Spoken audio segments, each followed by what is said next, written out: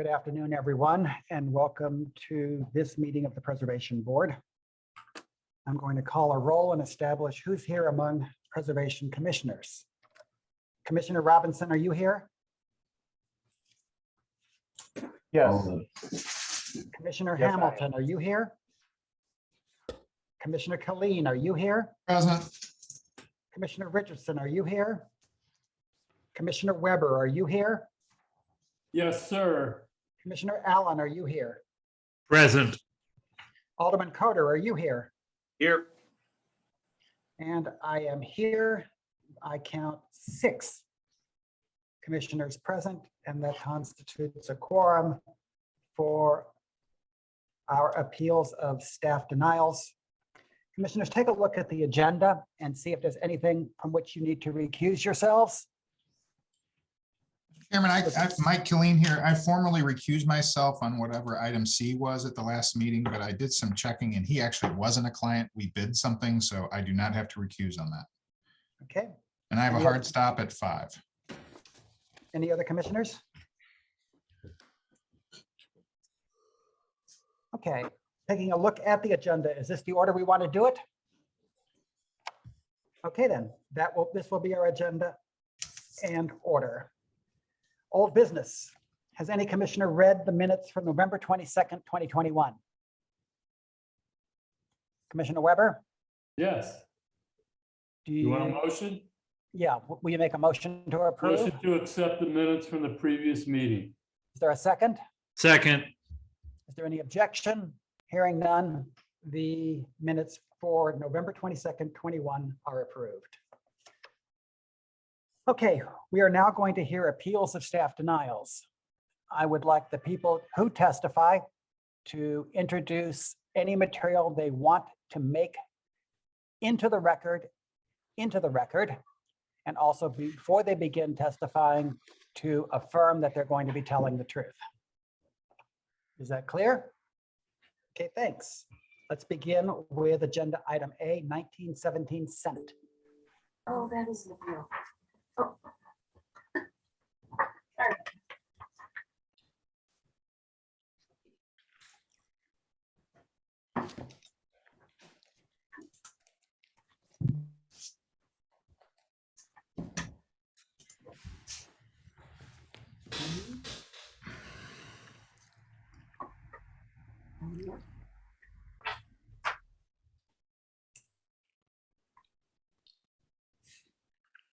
Are we going ahead, Meg? Yes, please go ahead. Okay, could I get to that slide? My first slide. Thank you. This is an interesting project to begin with. It is 2 identical buildings to be constructed on 2 separate parcels, but both of them are in the Benton Park Historic District. And let me interrupt you for just 1 second. Yeah. Is this an appeal of a denial or is this a preliminary Well, review? it is an appeal of an administrative denial for time, which is a soft denial, non-prejudicial. It's just a matter of the ordinance giving us a certain number of days before we make a decision.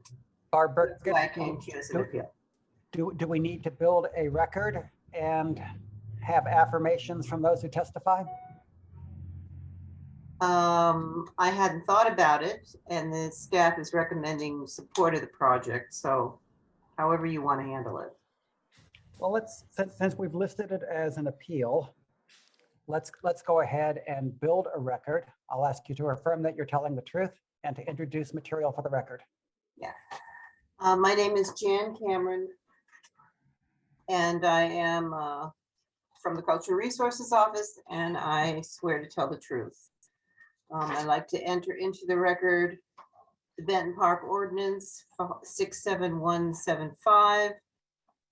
This PowerPoint presentation, my presentation, and the agenda. So anyway, as I was saying, this is an interesting project. 2 identical buildings being built on 2 separate parcels in the Benton Park Historic District. Could we go to the next slide? And these are the parcels. You can see the one on Senate is on the right, and the one on Lynch is directly north of Fremont Park. Next. And these are the two site plans. The properties, the design of the properties will comply with the historic district standards, with the exception of the amount of brick on side elevations. Now, revisions have been made at the request of our office and also of the Benton Park Neighborhood Association. So there have been some revisions to the initial design, but there is still an issue with how much brick is required for the side elevations. You can see that Lynch is actually a corner property in that it abuts an alley. So that elevation will be entirely exposed to street view. Next. This is the design and the model example chosen at 1947 Lynch Street. And you can see that it follows the design very closely. And the staff has certified this is an appropriate model example as the ordinance requires. Next. This is a site on Lynch, and there's the alley.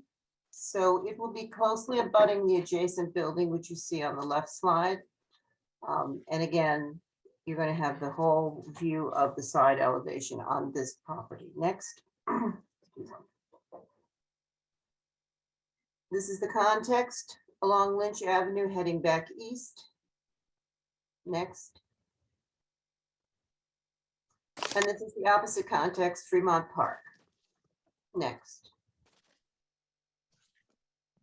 The elevation shows, this is street elevation showing that the floor lines now comply with the adjacent properties and the height of the building also complies.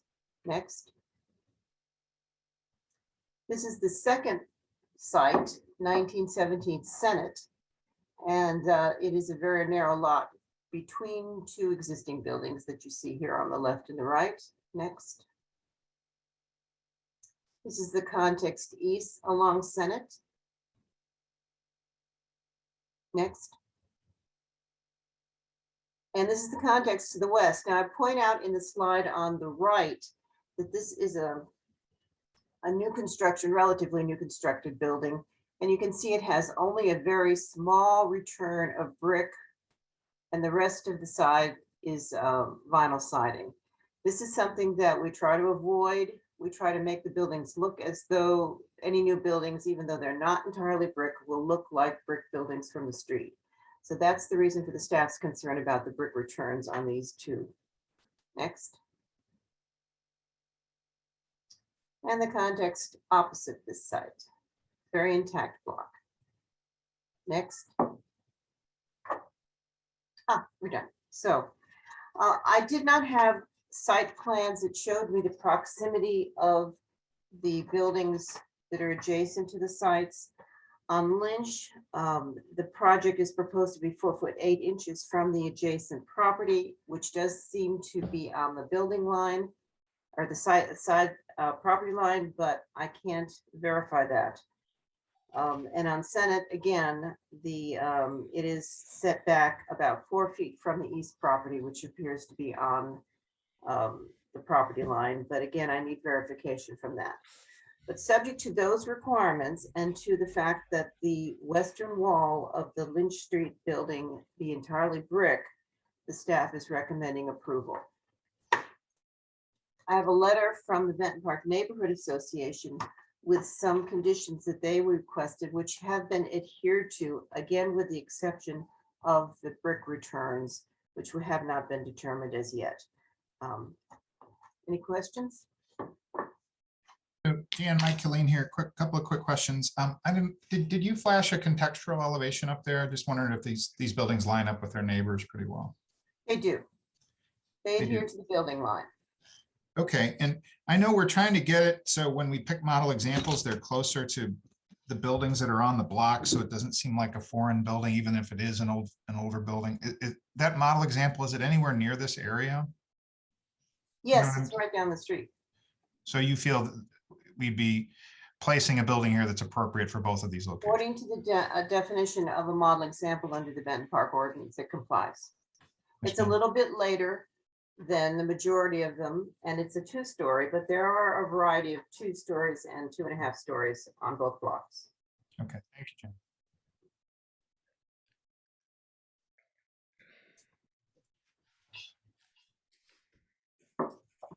Mike, does that satisfy you? Yes, I said, thank you, Jen. Any other questions from commissioners? Yes. I Go ahead, was Mr. unclear as to why it initially was denied, and now that your staff is approving to override the denial, could you explain that, please? Denial was what we call a soft denial. It was because we hadn't had the information that we needed to make a determination. But the ordinance allows us only 45 days to make a decision or we lose jurisdiction. So Nice. we've been instituted a process which we call an administrative denial. It's, as I said at the beginning, non-prejudicial. It's simply a way to stop the clock so we do not lose jurisdiction over the review of the project. Okay, and how comfortable are you that they will comply with the staff's idea of brick along the siding, along the side? We've had a discussion and I think that they will comply, but is the applicant here? I can't tell. But I believe that they will comply with, they've complied with everything else we've asked them to do, so. So Jan, if for some reason they would not comply, you would deny this. Am I And it would come correct? back to the board on an appeal, a Okay. formal appeal, yes. Thank you. Any other questions from commissioners? Okay, then, let's hear from the appellant, if the appellant is present.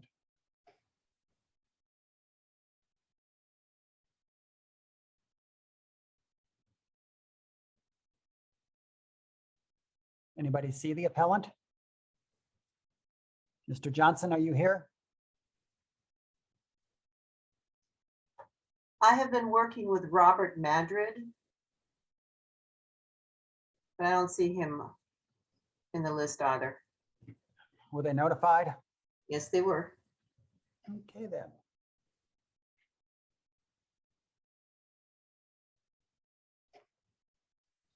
Mr. Chairman, I have a motion. Commissioner Colleen, I move that we table this until the end of this meeting. Perhaps staff can see if this applicant can join us sometime later. is there a second? Second. Any discussion? Hearing none. All those in favor of the motion signify by saying aye. Aye. Opposed? Okay. This is on the table. We'll see if we can get it back off the table later. Thank you, commissioners. Let's do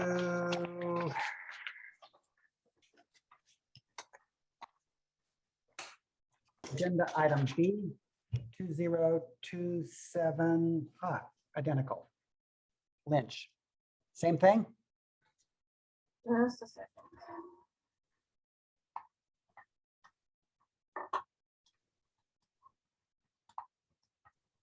Isn't Jan that part of what we tabled, Mr. It Chairman? is. Jan Cameron, yes? Uh, Meg, yes. Yes. So agenda items A and B are on the table. Agenda item C, 2911 Lemp.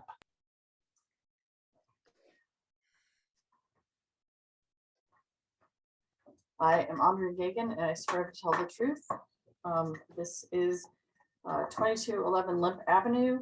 And I need to enter into the record enabling ordinance 64689 as amended by 64925.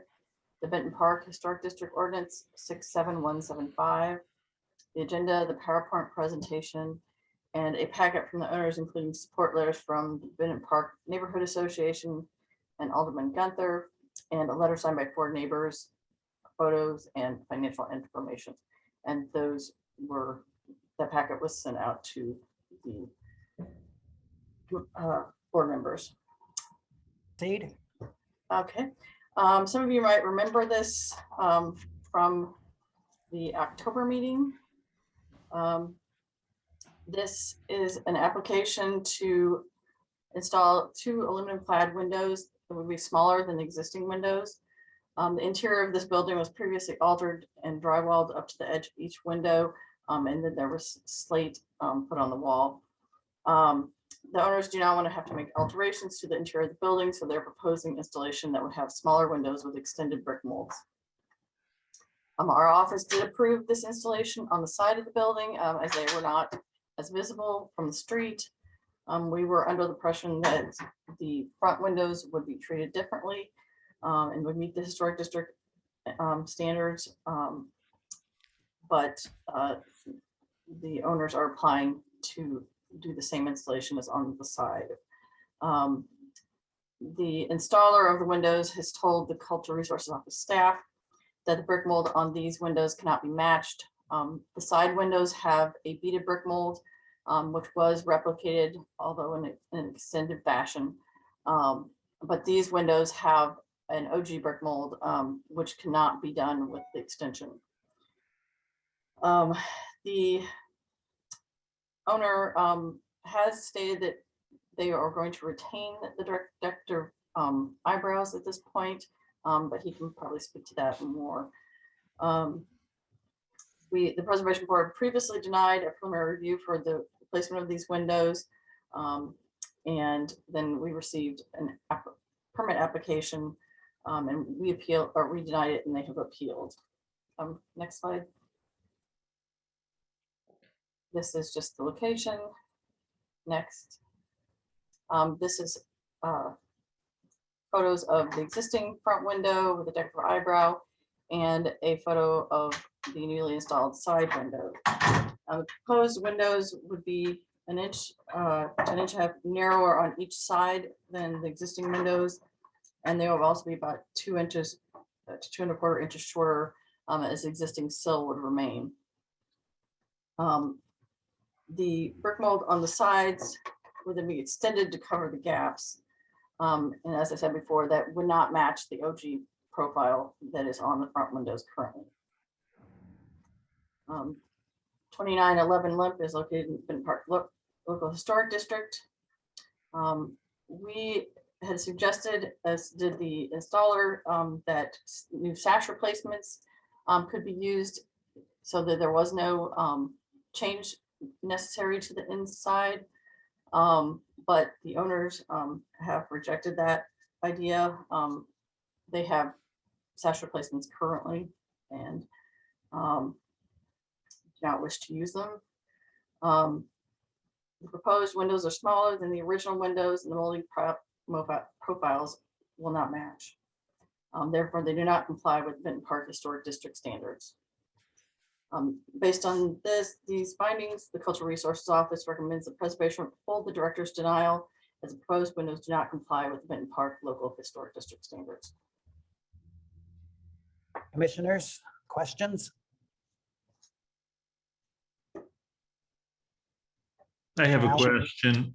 Commissioner Allen? Yes, Andrea, so they, just to be correct, they have not submitted a proposed window, any kind of manufacturer cut Yes, they sheet do or have, anything, so we don't. yeah, it's the Rivertown windows is what they're using, but it's an aluminum clad and it will have extruded metal brick mold. Right. Is it going to have the simulated divider, or is that Yes. it's a simulated will divider on the current, will right? have- Okay, Yes, they will have the muns. okay. Commissioner Weber?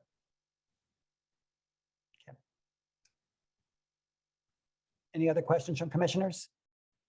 Chairman, it's Jack. And I'm sorry if I missed this. Do we have any support letters from either the neighborhood or Alderman Gunther on this? Yes, the neighborhood and Alderman Gunther are in support of the applicants. Thank you. Ms. Gagan, anything else you'd like to introduce for the record? Not at this time.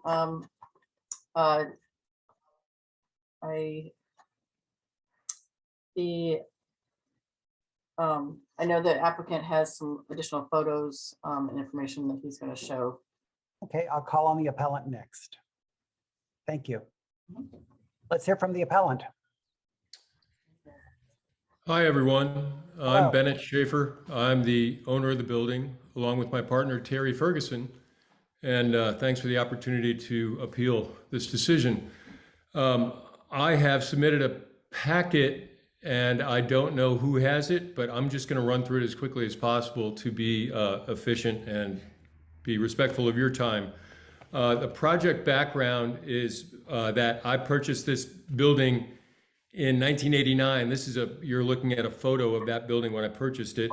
And it was a total gut rehab at a cost of $115,000. It took me about a year to get it done. That was basement to roof, and that included all systems, new walls, and of course windows. The storefront of the facade was a mess and had to be completely restored. The general contractor at the time made the decision to install sash packs all around the house. And just sidebar, I didn't know the difference between a sash pack and anything else at the time. So if I were to do it over again, I wouldn't make that choice. Over the last 5 years, we've undertaken a second renovation, including a TPO roof, new systems for HVAC, new fixtures, restored wood floors, a complete restoration of that facade, which we just completed last week, and budgeted for 14 new windows. And that would be, the photo you're looking at now is the facade completely redone. So this again is the new windows in the side and the back. So everything that we've redone, we've gotten up to this point where we just have these two windows to do. So you can move on to the next photos. The reason for the replacement in these east-facing windows is the sash packs have failed completely due to age, weather, and the fact that the openings are irregular. The existing wood windows, the moldings and the sills are completely deteriorated. The windows leak air and noise and are completely beyond repair. So you're looking at a shot from the interior of the deterioration of those windows. They're in really bad shape. In all elevations, the drywall has been returned, that's been mentioned. And in this case, we put this decorative slate on the interior, and that's the slate from the original mansard of the building. So when I pulled that off and put up faux slate, I put this on as a beauty wall, a decorative element, and that slate would now have to be torn off in order to get windows in from the inside that would meet the criteria for the historical requirement. So we'd have to completely pull all of that out. You can see the slate runs right up to the drywall runs right up to the window. And we're extremely concerned about not only the expense, but the damaging that slate. That would have to be completely redone. So that brings me to the financial hardship of it. The total cost per window plus installation for 14 windows is significant. My partner and I are both self-employed. I'm a musician and she's a stylist. And we've lost significant income over the last couple of years due to COVID. And I actually make about the same now as I did when I started my musical career 20 years ago. We saved what we could and we worked second and third jobs over the last year to start working on these elements. And to budget this, we had to break this project into 3 parts. So we did the first floor windows on the south elevation, and then the 7 windows on the second floor. And then the last 2 windows are these ones that we're speaking about today. Waiting until we could afford windows that meet the criteria for the historic code would be about, it would take a long time. We'd need another almost $6,000. And that would take us about 2 more years to put that money together. And these windows, as they are, leak very badly. And there's no insulation at all from cold air, hot air, and noise. The way that we want to do it, it would be about $2,000 for the solution to put in these Rivertown windows, which do meet the historic code, except for these couple of inches on either side, and the window glass being slightly smaller. So our recent investment overall with the facade and all of this has been about $20,000. So in short, we're out of money and we have this last little bit to go. So that's why we're appealing. Back to the sash packs. According to Rivertown Windows, the improvements to new sash packs versus what are currently in place are marginal. The opening is irregular, and it'll be very, very difficult to get the sash packs to insulate well. Putting in a whole window would solve all of those problems. Again, it's noted that BPNA, Tim Mulligan and Don Morgan are in support. They've sent letters of support. Dan Gunther is in favor of it. And I have sent a letter to my immediately surrounding neighbors, all of whom have signed letters of support. They have observed the 20 years of progress I've made on this building, and they do not feel that this is going to be any kind of a problem for them, and they're the ones who have to look at it. So we're asking for flexibility on the part of the review board on what we consider to be a minor variance. Our approach to restoring this house has been to save enough for one element at a time and to do it right. Our mission is to make this property the best it can be in spite of our budgetary challenges, and we consider this property to be an aesthetic contribution to Benton Park. And we don't believe that this window replacement is anything but an improvement, and it will not be an eyesore or distraction or an aesthetic blemish on the building or the neighborhood. Thank you for your time, and hope you see our view of this, and pardon the pun. Thanks for your time. Was your testimony the truth? My testimony is the truth. Okay. Questions for the appellant from commissioners? Who, Mr. Schaefer, who provided that estimate? I couldn't quite make that out on my screen. That was Buyer Enterprises. Chris Buyer is the principal, and I believe his son Ethan is taking over the business. Chris is about to retire. And those are the folks who are doing the current work on the project at your home? No, the group that did the side windows is taking a break for the winter. So we got Chris and Ethan to give us this bid. Okay. Thank you. Further questions from commissioners of the appellant? Okay, who signed up to speak? We don't have anyone signed up to speak for this item. Mr. Morgan has his hand up. I got to the meeting late. Can you all hear me? Yes. Yep. May I inject a comment, please? Who is this? Oh, sorry. President of the Benton Park Neighborhood Association, author of the letter that you all have. And is your testimony going to be the truth? It will be the truth. Yes. Proceed. Just want to acknowledge to the commissioners that when you voted on this last time, you did not have the information that you should have had, which is that we are engaged in a complete review of the historic standards for both new and renovations. And these particular kinds of windows are going to be approved. This kind of renovation will save neighbors huge amounts of money without any significant degrading of any historic facades.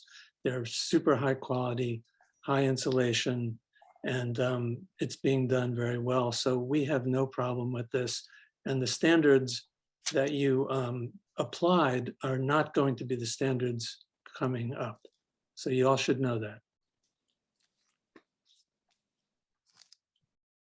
Is there anybody else signed up to speak on this matter? No. Tim Mulligan.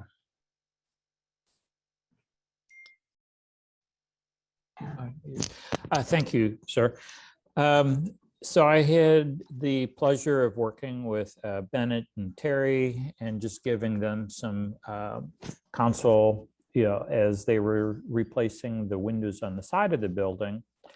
And I guess just speaking to my knowledge of having been involved with the Benton Park building review for 22 or 23 years now, I was genuinely impressed, with the quality of the Rivertown windows. And I have to say, the window product that Bennett, installed, 20 some years ago, had a lot of pluses.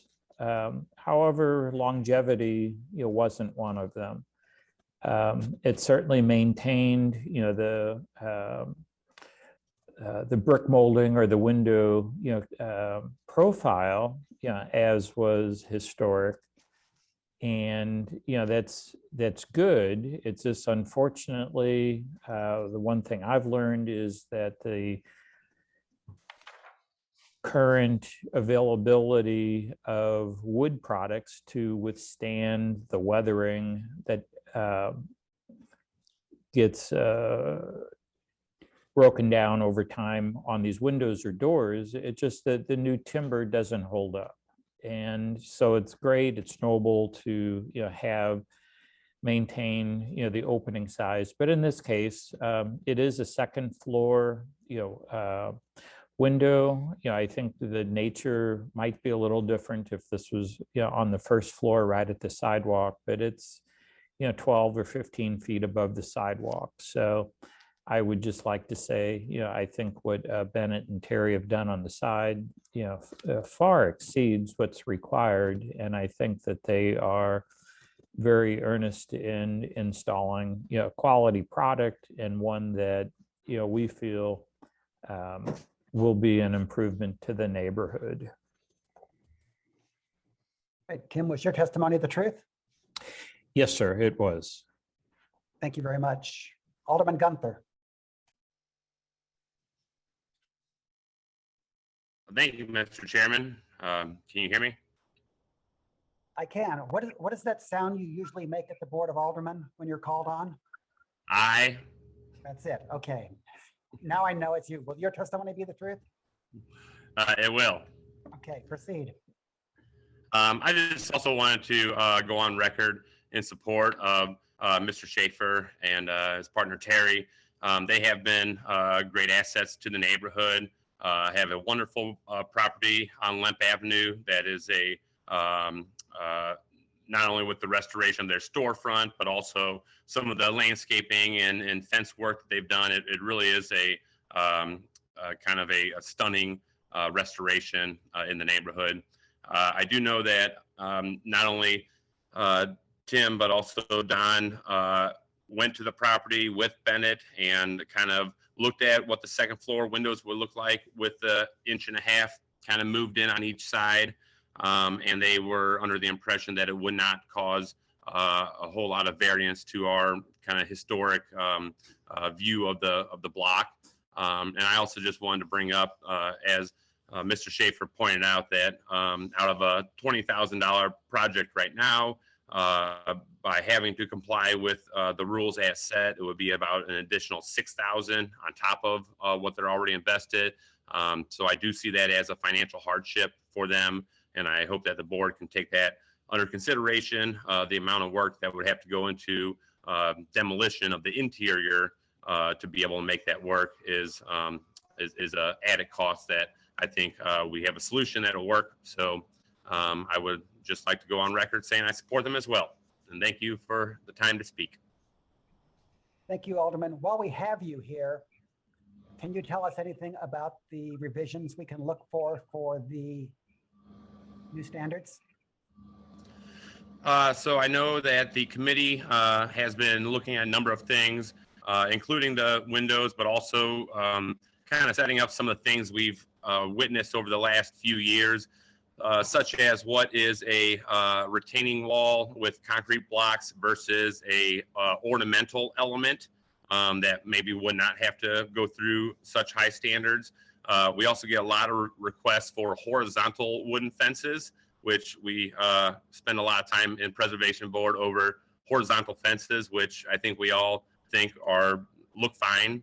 And then I know early on we had a situation where we didn't have in our codes that you cannot put a asphalt driveway in front of your home. And we had to sit down with Dan Krasnoff and the owners to make a driveway in front of a historic home look better, because that was not in our codes. So I know we will be reviewing that as well. So there's a handful of things that just need to be cleaned up. Excellent. Thank you very much. Is there anybody else signed up to speak on this subject? Okay, then. Commissioner Colleen, have you got a motion? Yes, sir, Mr. Chairman. I move the Preservation Board overturn the director's denial and allow the project to be built on the grounds of financial hardship. Is there a second? So Second. moved. Okay, I noticed seconds from Alderman Coder and Mr. Weber. Is that correct? Yes. Okay, discussion? Commissioner Colleen? I just think he presents a strong case, and you know, from experience, I do know that wood windows rot and sash packs rot, and it could be very expensive to rebuild an interior. So I think that those numbers are pretty accurate. Any further discussion? Okay, hearing none, there is a motion on the floor that's been made and seconded twice. I'll call a roll. The motion is to overturn the staff denial and to uphold the appeal. Commissioner Robinson, do you vote yes or no on that motion? Yes. Commissioner Colleen, do you vote yes or no on that motion? Yes.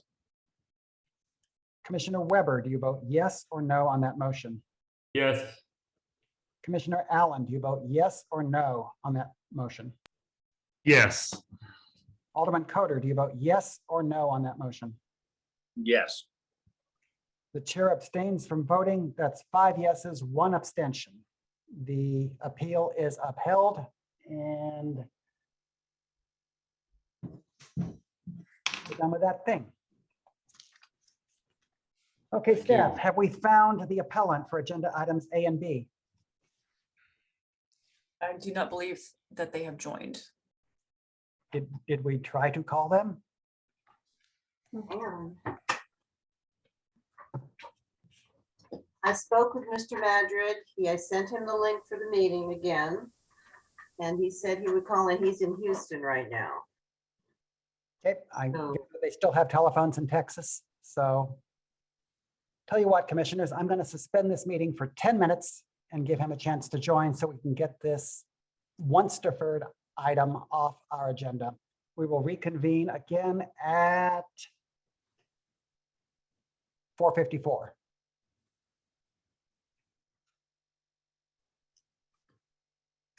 Okay, welcome back, commissioners. Do I hear a motion to return to agenda items A and B? So moved, Mr. Chairman. Second? Second.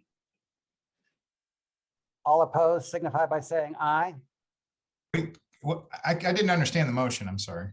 The motion is to take A and B off the table. Oh, good motion. Yeah. Any opposed? Ayes have it. Calling agenda item A again. We were at the point where we wanted to hear from the appellant. Is the appellant present? Does not appear to be. Mr. Madrid joined the meeting. I saw his name. Oh, Let him in. Mr. Madrid, are you here?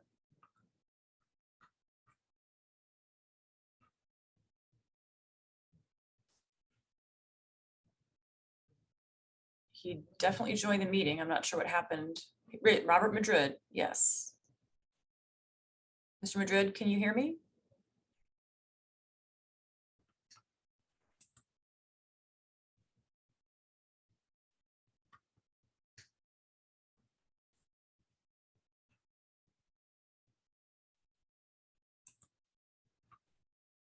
Mr. Chairman, I'm not sure what's going on.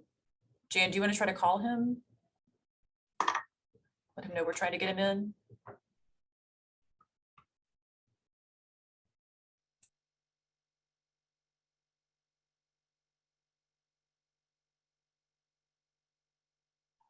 This is more technological excitement than usual. Have another cookie, Mr. Chairman. You That's said not a they were bad- very good. They actually are quite good.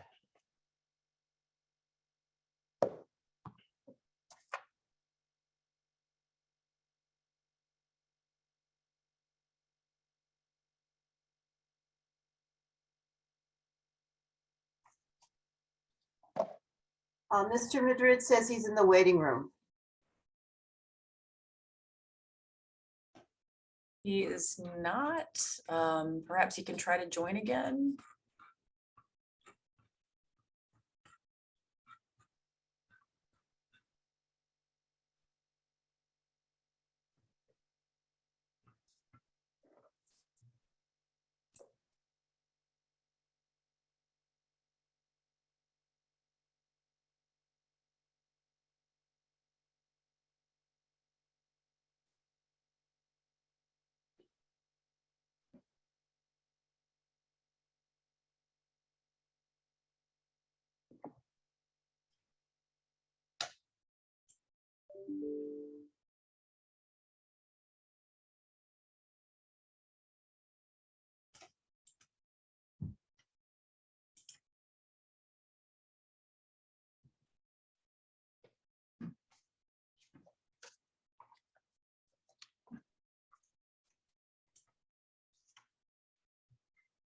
He's going to try again.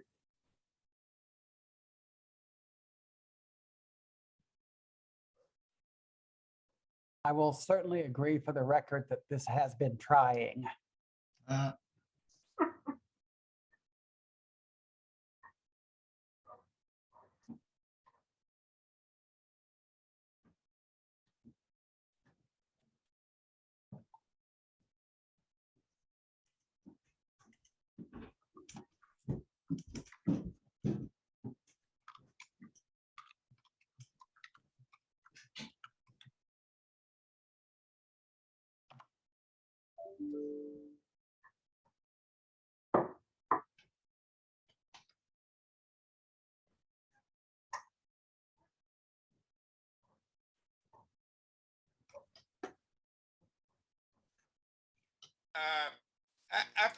I typed in at the bottom where it says, I said, my name is Alderman Jesse Todd, 18th Ward. I would like to speak in favor of the proposal.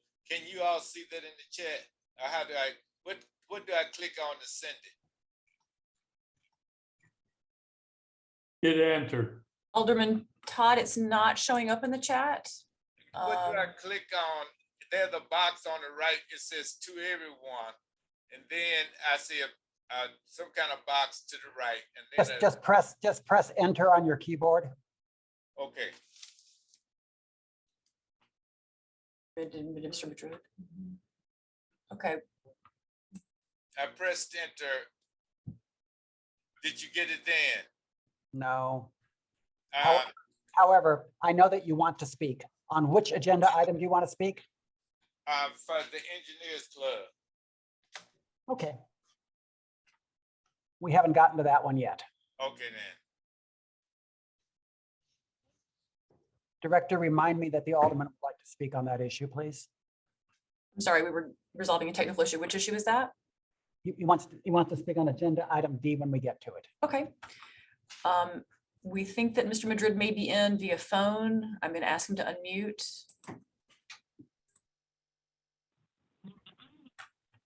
Yes, I am, Jan.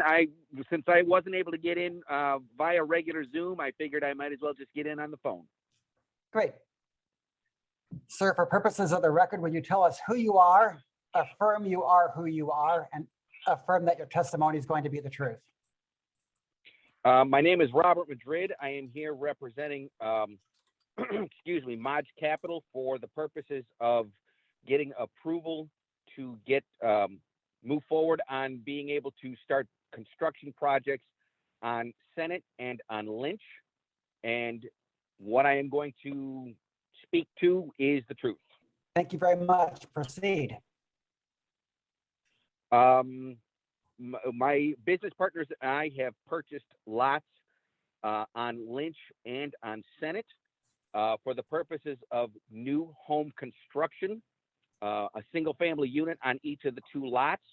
We have already gone through the procedure with Tim Mulligan's committee for approval purposes. Everything that we had been working with them on eventually was, they gave us a list of these are the things that need to be corrected with our architects.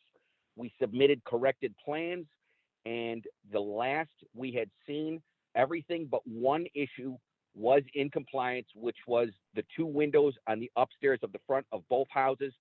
For being a little bit too narrow, we are going to put in an order for customized window sizing so that we are completely in compliance. And at that point, everything that we have seen has told us we should be simply waiting for an approval from your group so that we can then proceed to the city to get building permits and actually be able to break ground for construction, probably either late January or very early February.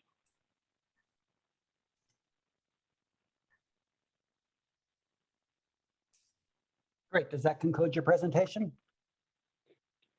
So yes, I mean, just because everything that we have already done, we had already sent to Jan, and as far as I know, everybody on your end has already seen what it was that we had to do. Great. Are you familiar with the staff recommendation? No, I actually had not seen that. Jan, would you repeat the staff recommendation, please? Yeah, the recommendation, Mr. Madrid, is that on the Lynch Street west elevation, it be entirely brick since it's exposed to the street, and that the brick return a sufficient distance on the other elevations of both buildings that is the same distance between your new building and the adjacent buildings. Do you have a As problem- far as, I'm sorry. do you have a problem with that? No, not at all. Not at all. As a matter of fact, once we had actually changed the plans over to a full thickness brick and not a brick veneer, we had already anticipated that the side that was facing the alley and the parking lot to the adjacent restaurant was going to be full brick all the way up anyway. So I mean, that part we were already prepared for, and the adjustment in the elevations, as far as I know, has been addressed. I will verify that, but I'm almost positive that that was something that our architect had adjusted in the corrected plans that we had submitted. Well, no, he didn't, but that's fine. You know, we could work that out. Okay, I will make sure that is addressed along with the change in the window sizing on the front of the houses. Excellent, thank you. Any commissioners have questions for the appellant?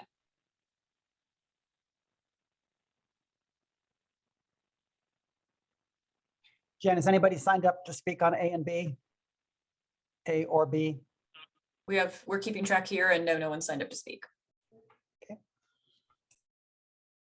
Thank you very much. Commissioner Weber, have you got a motion on this issue? Yes, I move to take the staff's recommendation, which I believe is to allow them to proceed. Okay, let me read the staff recommendation again for the record, that the Preservation Board grant preliminary review for the new construction with the stipulation that the additional brick be added on the site elevations, and that final drawings, materials, and colors be reviewed and approved by the Cultural Resources Office. Is that your motion? That is, Mr. Chairman. Is there a second? Second with discussion. There's a second by Commissioner Kelly. Discussion. Yeah, Commissioner Weber, would you consider just getting a little bit more specific on the brick returns? Perhaps we say the Lynch Street has to have bricks on the full west elevation, and the other elevations are per CRO direction. I'd certainly take your suggestion. Thank you. So I second his taking my suggestion. Barb Burkett, is the motion clear? I'm trying to, yeah, I understand that Mr. Weber would like to amend his motion to include the bricking language that Mr. Colleen suggested. So I just capture that on the record. That is correct. And Mr. Colleen, the second, also agrees to that. Yeah, and Barbara, I could read that to you. I've actually got it written out if you'd like. Oh, very good. Okay, with the stipulation that additional brick be added on the side elevations per staff direction, that specifically the Lynch Street building have a full brick elevation on its west side.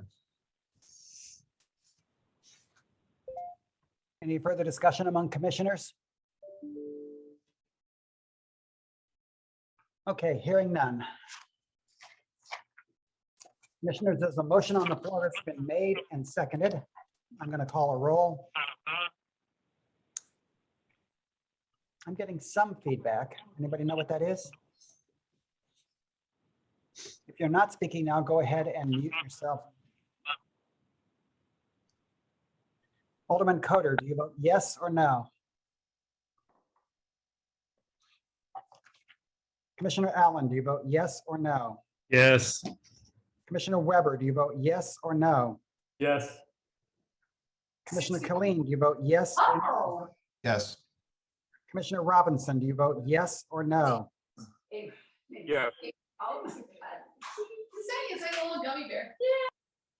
Chair votes yes. That's 5 yeses. The motion carries. Thank you, commissioners. Mr. Chairman, point of information, I was hoping to check out at 5. Do you need me to get a quorum on this next one? I do not. Okay. Hope you all have a great Christmas. Thank you. You too, sir. Yes. Have a great Christmas, Mike. See you next year. Thank you. Calling agenda item D.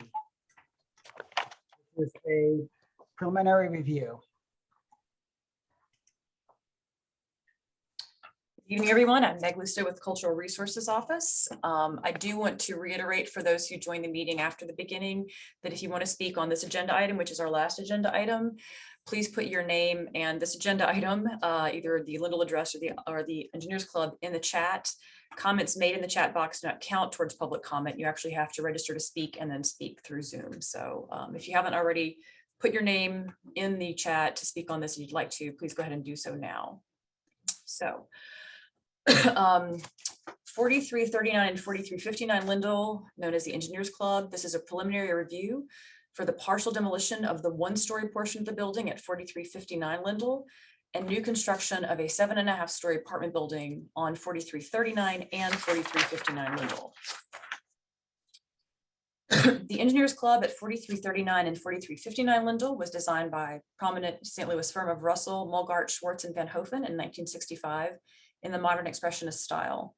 It has been determined through survey and evaluation to be one of the most significant buildings of the mid-century modern style in St. Louis. The current application proposes to retain the auditorium on the west, but partially demolish the one-story eastern section, retaining only the front south wall and remnants of the opposite wall in the north on the parcel at 4359 Lindell. A newly constructed L-shaped 7.5-story apartment building with interior parking would wrap around the existing building at 4359 Lindell, filling the remainder of that parcel and occupying most of the 4339 Lindell Boulevard parcel currently used as a parking lot. The properties are located within the boundaries of the Central West End Certified Local Historic District, Ordinance 69423, which has standards relating to both new construction and demolition of buildings within its boundaries. It is also in a Preservation Review District, Ordinance 64689, and both ordinances are relevant to this review. The following analysis considers the demolition of the Engineers Club first. Review of the subsequent demolition proposal follows. Under relevant legislation, the Engineers Club is located within the Central West End Certified Historic District. The primary objective of that district is to maintain the distinctive character, quality of construction, and individual architectural integrity of structures. The intent of the statement of the district standards does not differentiate between contributing and non-contributing buildings. The stated primary objective is to maintain the distinctive character, quality of construction, and individual architectural integrity of structures within the historic district. Demolition. Any buildings determined eligible for listing in the National Register of Historic Places by the State Historic Preservation Office or that are determined by the Cultural Resources Office to be high merit or merit properties are also historically significant. All architecturally and historically significant buildings are irreplaceable assets, and as such, their demolition is not allowed without a specific recommendation for demolition from the Cultural Resources Office, a full hearing by the Preservation Board, and approval by that board. When the Central West End standards were revised in 2013, Ordinance 69421, it was recognized that later buildings in the district would have attained significance as time passed and more recent architectural movements received study. The ordinance creating the Central West End Certified Historic District passed in 1979, at which times buildings less than 50 years old were considered non-contributing.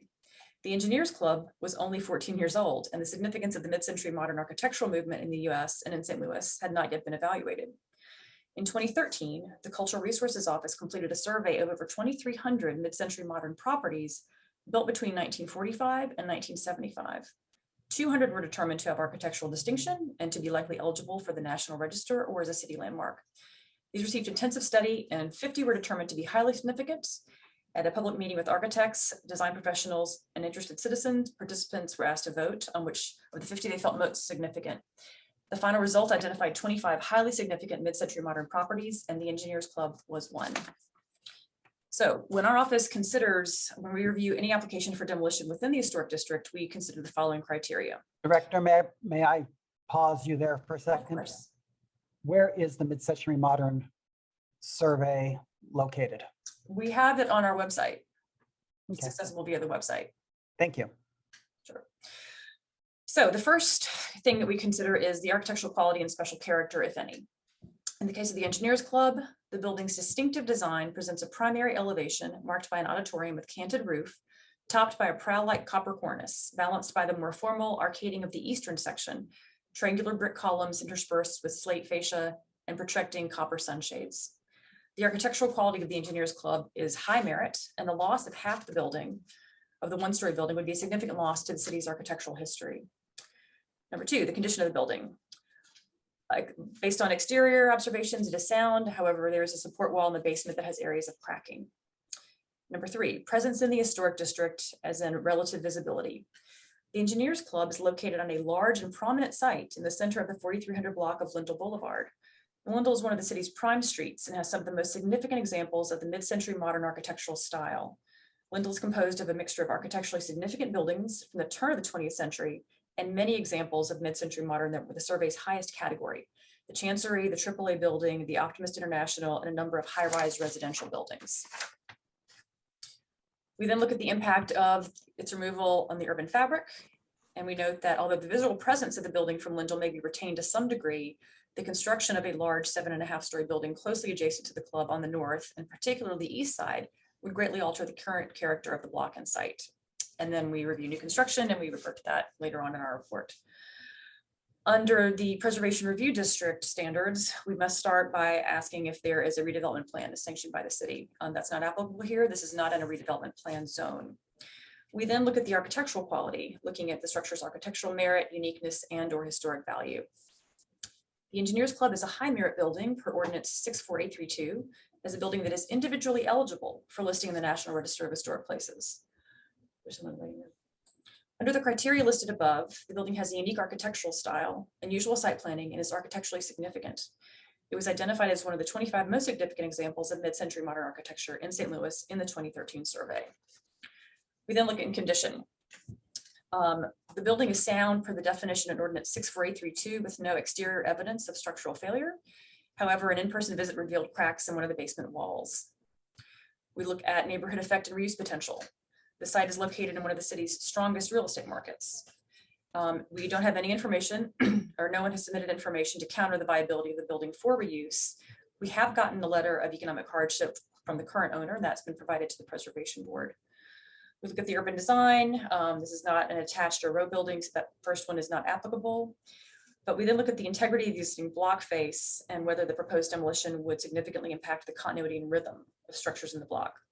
The Engineers Club is an important element of the Lindell streetscape. It is also one of the most significant mid-century modern designs in the city. Proposed demolition of buildings with unique or significant character. As previously stated, the building is an important example of mid-century modern design in St. Louis and is a contributing element of Lindell Boulevard's mid-century modern architectural landscape. We look at proposed subsequent construction. We don't have any evidence submitted as to the ownership, except that it's currently owned by the Engineers Club. We then look at the proposed construction. Would it equal or exceed the contribution of the structure to the integrity of the existing streetscape and block face? We know that the context is varied. The proposed new construction would have to the west Rosati Kane High School, a 3-story classical revival building constructed in 1935. To the east, a 2-story building also from 1935 has received a mid-century modern facade. Further east are several 3-story residential buildings constructed in 1903. Buildings on this block are at most 4 stories, although there are a number of taller residential towers further west on Lindell. We then ask if the proposed construction would be architecturally compatible with block face, and yes, the exterior materials would be brick, stucco, and stone. There's a matter of current zoning requirements, which I'll get to in a moment, and whether the proposed new construction would commence within 12 months from the application date, and that is unknown. Commonly controlled property, that question isn't applicable, nor is accessory structures. Then we are reviewing proposed new construction, and what the standards say is that when designing a new residential or institutional building, the height, scale, mass, and materials of the existing buildings and the context of the immediate surroundings shall be strongly considered. We note that the building appears to fall under the high-rise category, and that although there are taller buildings in the 4300 block, the tallest building on this block of Lindell is 4 stories.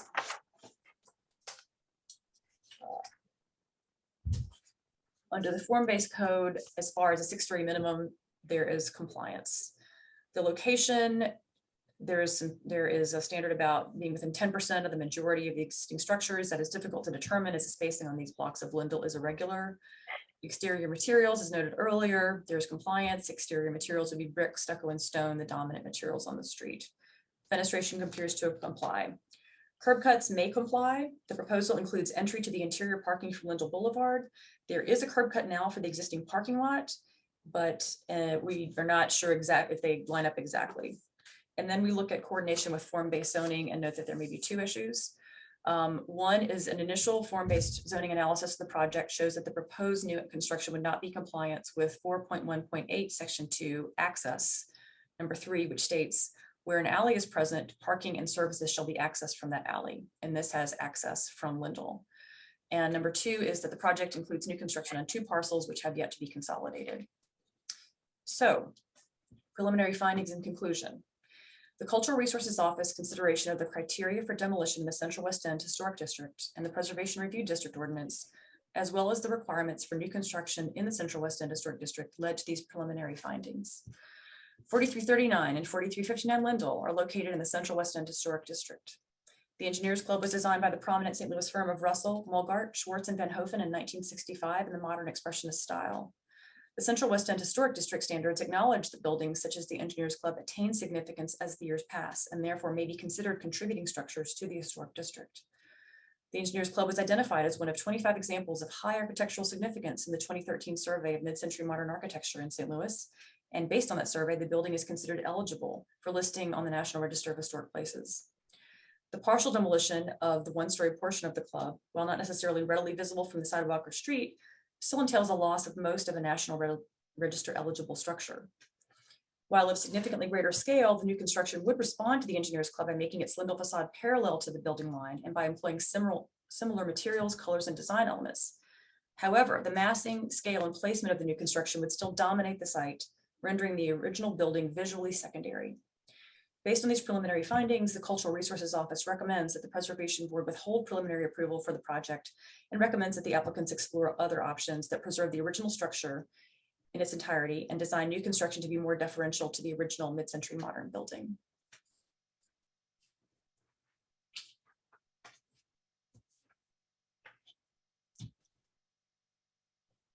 I was asked if I wanted to speak first. I would like to speak first. Alderman Okay. Todd. Okay, I will remember that when we get to you. Okay, thank you. Thank you, Alderman. Questions from commissioners for the director? Commissioner Allen? The issue of cracking in the basement, I've seen that referenced in your report and also on the journalistic outlets in STL, but I don't engineering reports or studies. Have you seen any, Director? We have not gotten any such reports. Thank you. Other commissioners, questions?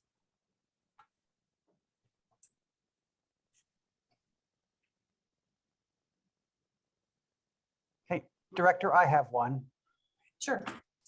If we did not do this, what would you have us do? Well, what we would like to see, I think what everyone would like to see on the site is a proposal that honors and respects and celebrates one of the most significant mid-century modern buildings in the city. I wish this proposal were that, but our contention is that it is not. And we hope that the Preservation Board will agree with us and uphold our recommendation. Okay. Let's hear from the applicant. Who's here to speak?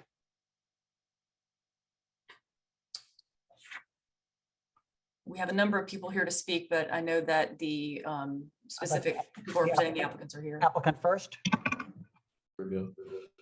Who is it? Hi. This is Vic Alston, the applicant. Okay, that's not going to work.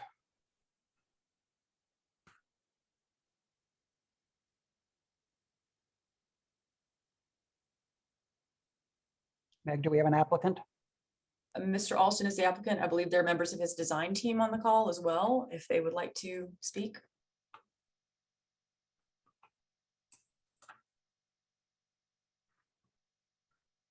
Can you guys unmute your phone? You might want to mute your computer.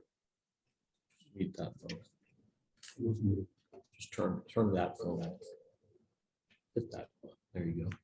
All right, can you hear me? Yes.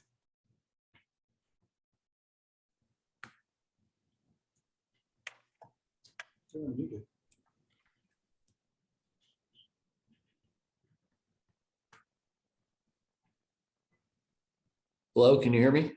Yes. Yes. Okay, great. Like to go ahead and share my screen. It would help the record if you told us who you were. Sure, I can. This is Vic Alston. I'm with the developer Lux Living. And give me a second. I'm gonna start my video up here as well. Mr. Alston, we were not aware that you wanted to submit any additional visuals. We haven't really been allowing applicants to share screens because we've had a lot of technical difficulties that have often crashed the entire meeting. If you want to send it to us, we can share it from our screen. Sure, you can. Yeah, can you just email it to me right now? Email to you, Meg? Yes. Okay, 1 second.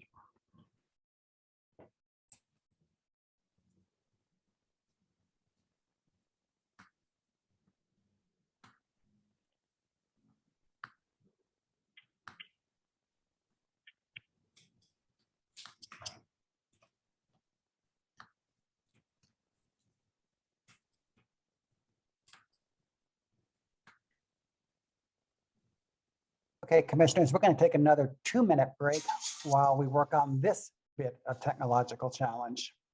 I'll see you all back in 2 minutes. Mr. Chairman, pass the. Please.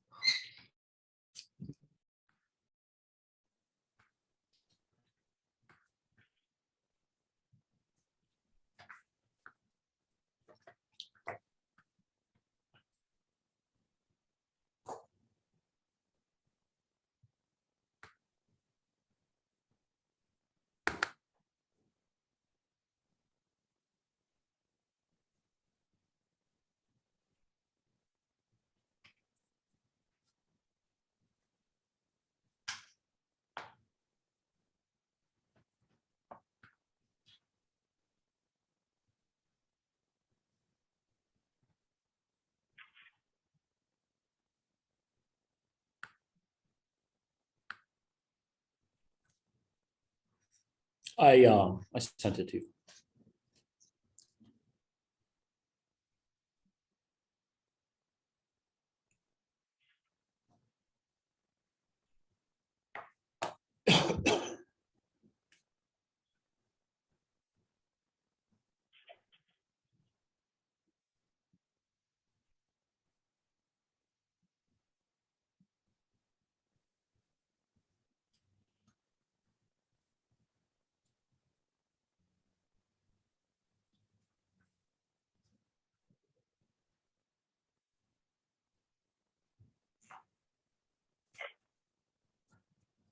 We've gotten the email. We're just going to take a second to figure out how to make sure that we can display it properly.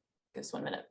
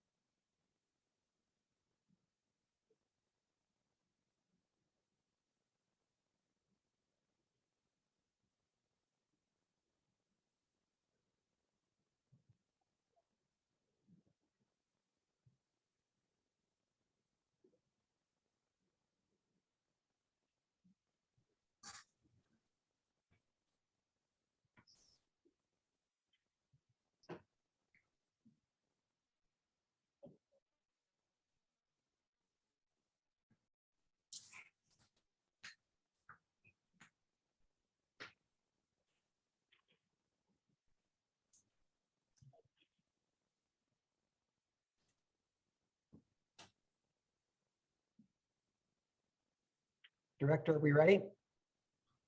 We are. Proceed. Okay, good evening. Can you hear me? Yes. Okay.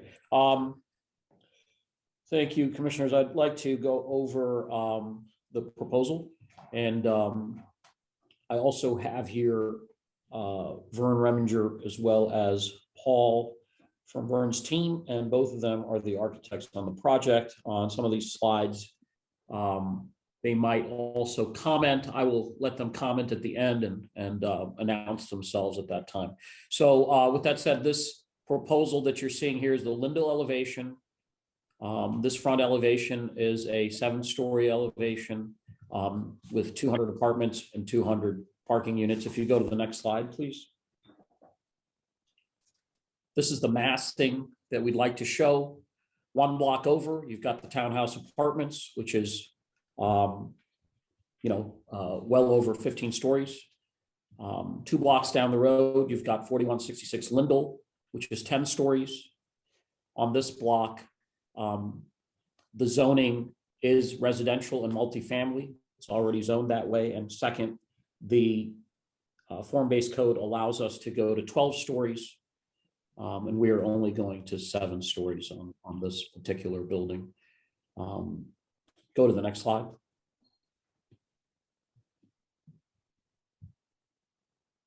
You skipped one. So what's happened so far? The first plan was to demolish the Engineers Club completely, which had the alderman's support. CRO was not in support, and we revised the plan.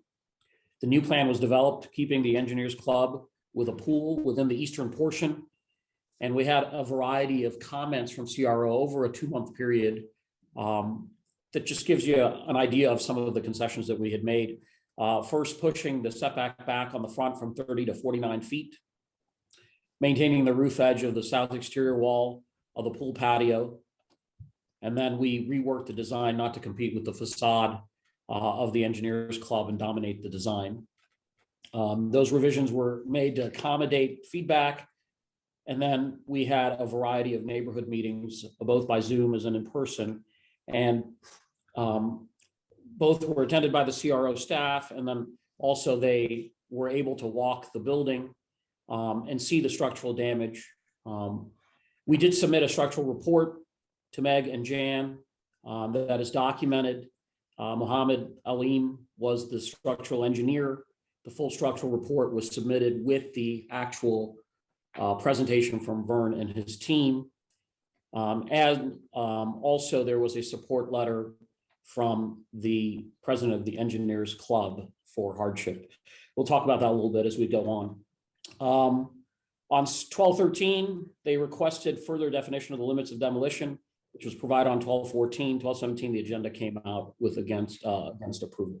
So if you go to the next slide, I want to go over the demo of the building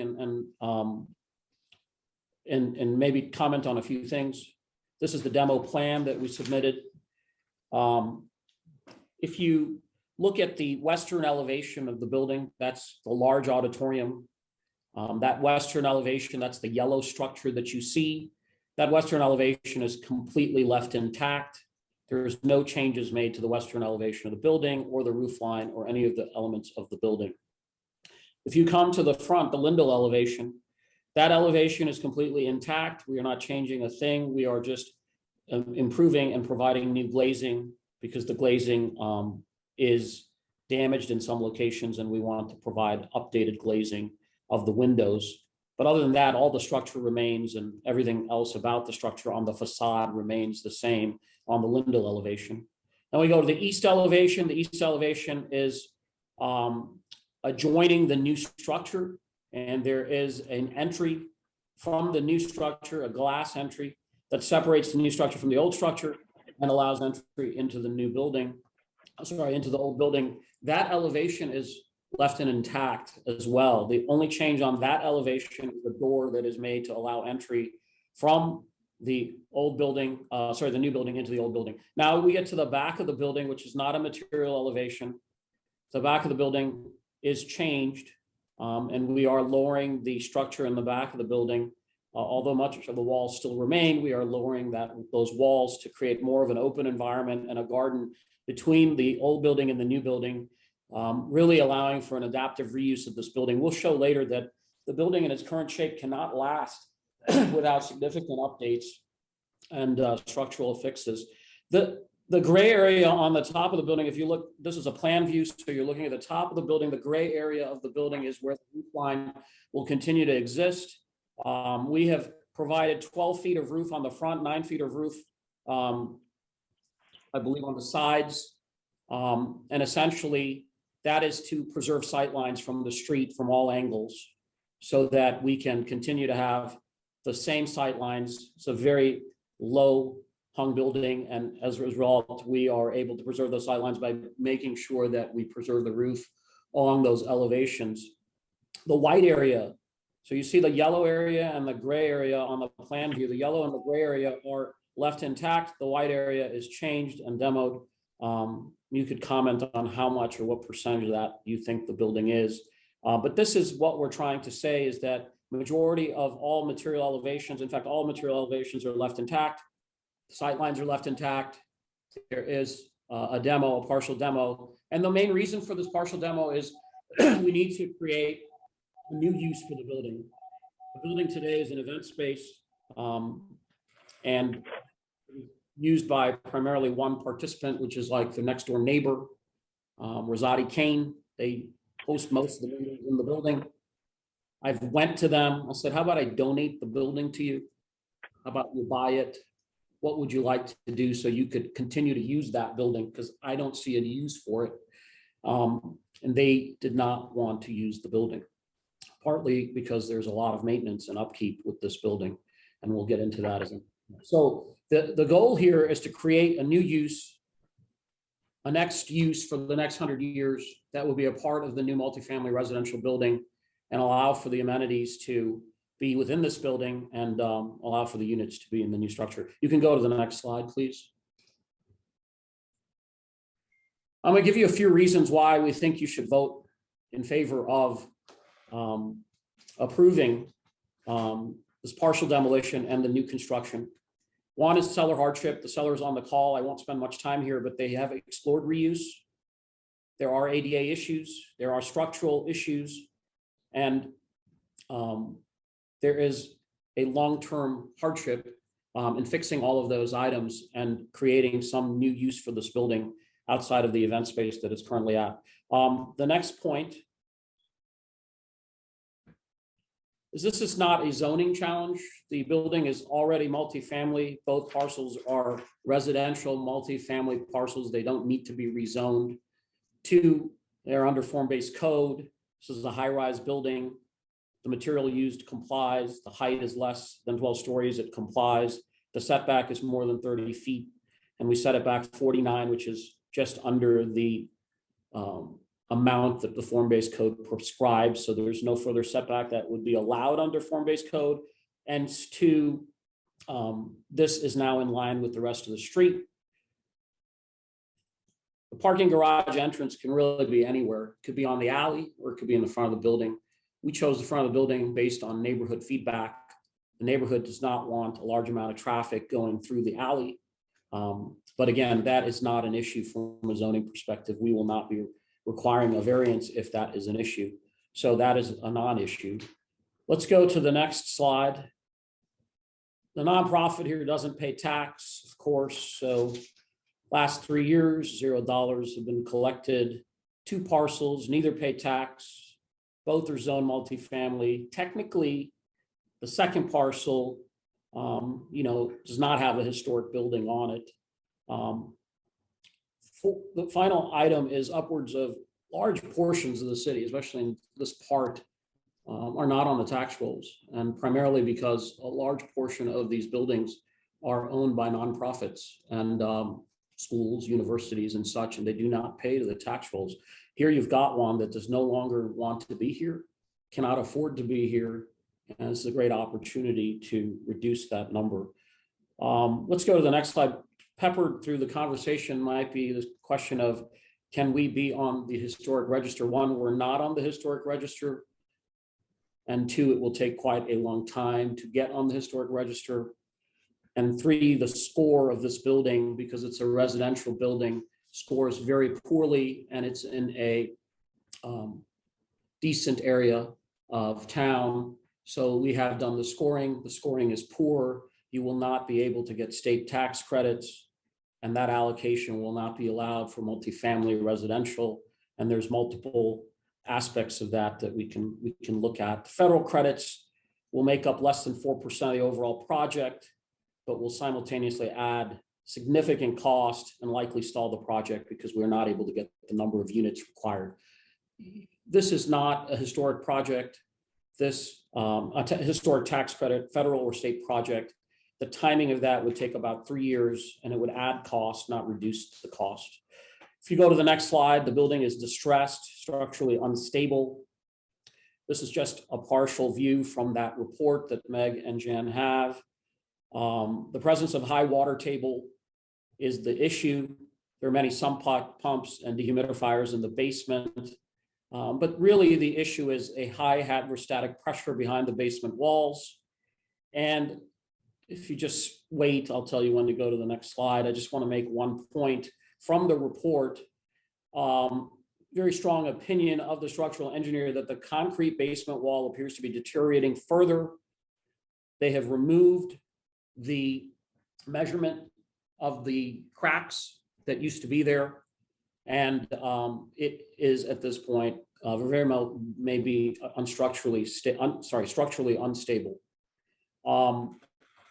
That whole report is there. I urge you guys to look at it. Here are some of the pictures. If you go to the next one, this is a wall crack under the duct. So we are now in the basement of the building. This is under the large auditorium that we're trying to preserve. This is a large crack under a slab where the ductwork is going through. Why is this happening? You'll see in the additional pictures that you've got a hydrostatic pressure issue between all the walls of this building and the land surrounding it. And you have to balance that issue out. Otherwise, this will continue to happen and it will get really worse. Let's go to a couple more pictures. It is not fun to stand in that basement and look at this wall. These are some measures that they've taken to stop the cracking, but you'll see if you go to the next slide that the cracking persists and it is spider veins all through the basement. Any part of that exposed basement where you can see a concrete wall is cracking. There are many portions of the basement where we are not able to see the wall because they're covered with drywall or other materials, and we are obviously not able to demo the building to get access to those. But our suspicion and that of the structural engineer is that this persists throughout the building. This is, of course, the two largest walls that are under the main structure. If you go to the next slide.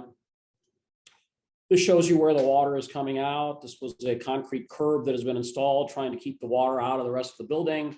It's not working. If you go to the next slide, this is one of the larger concrete slabs that appears to be unsound and is breaking. And this is in the second wall. So this is not just one wall, but now this was the second room and second wall that we're showing. And then you can see this is another area. Go to the next slide if you don't mind. And on this last slide, I would just like to show you that there's floor damage coming out from the drywalled sections of the building, which essentially leads us to believe that we have the same issue that you see in the concrete areas that are visible now in the drywalled areas that are not visible. So if we open them up, we should see the same thing.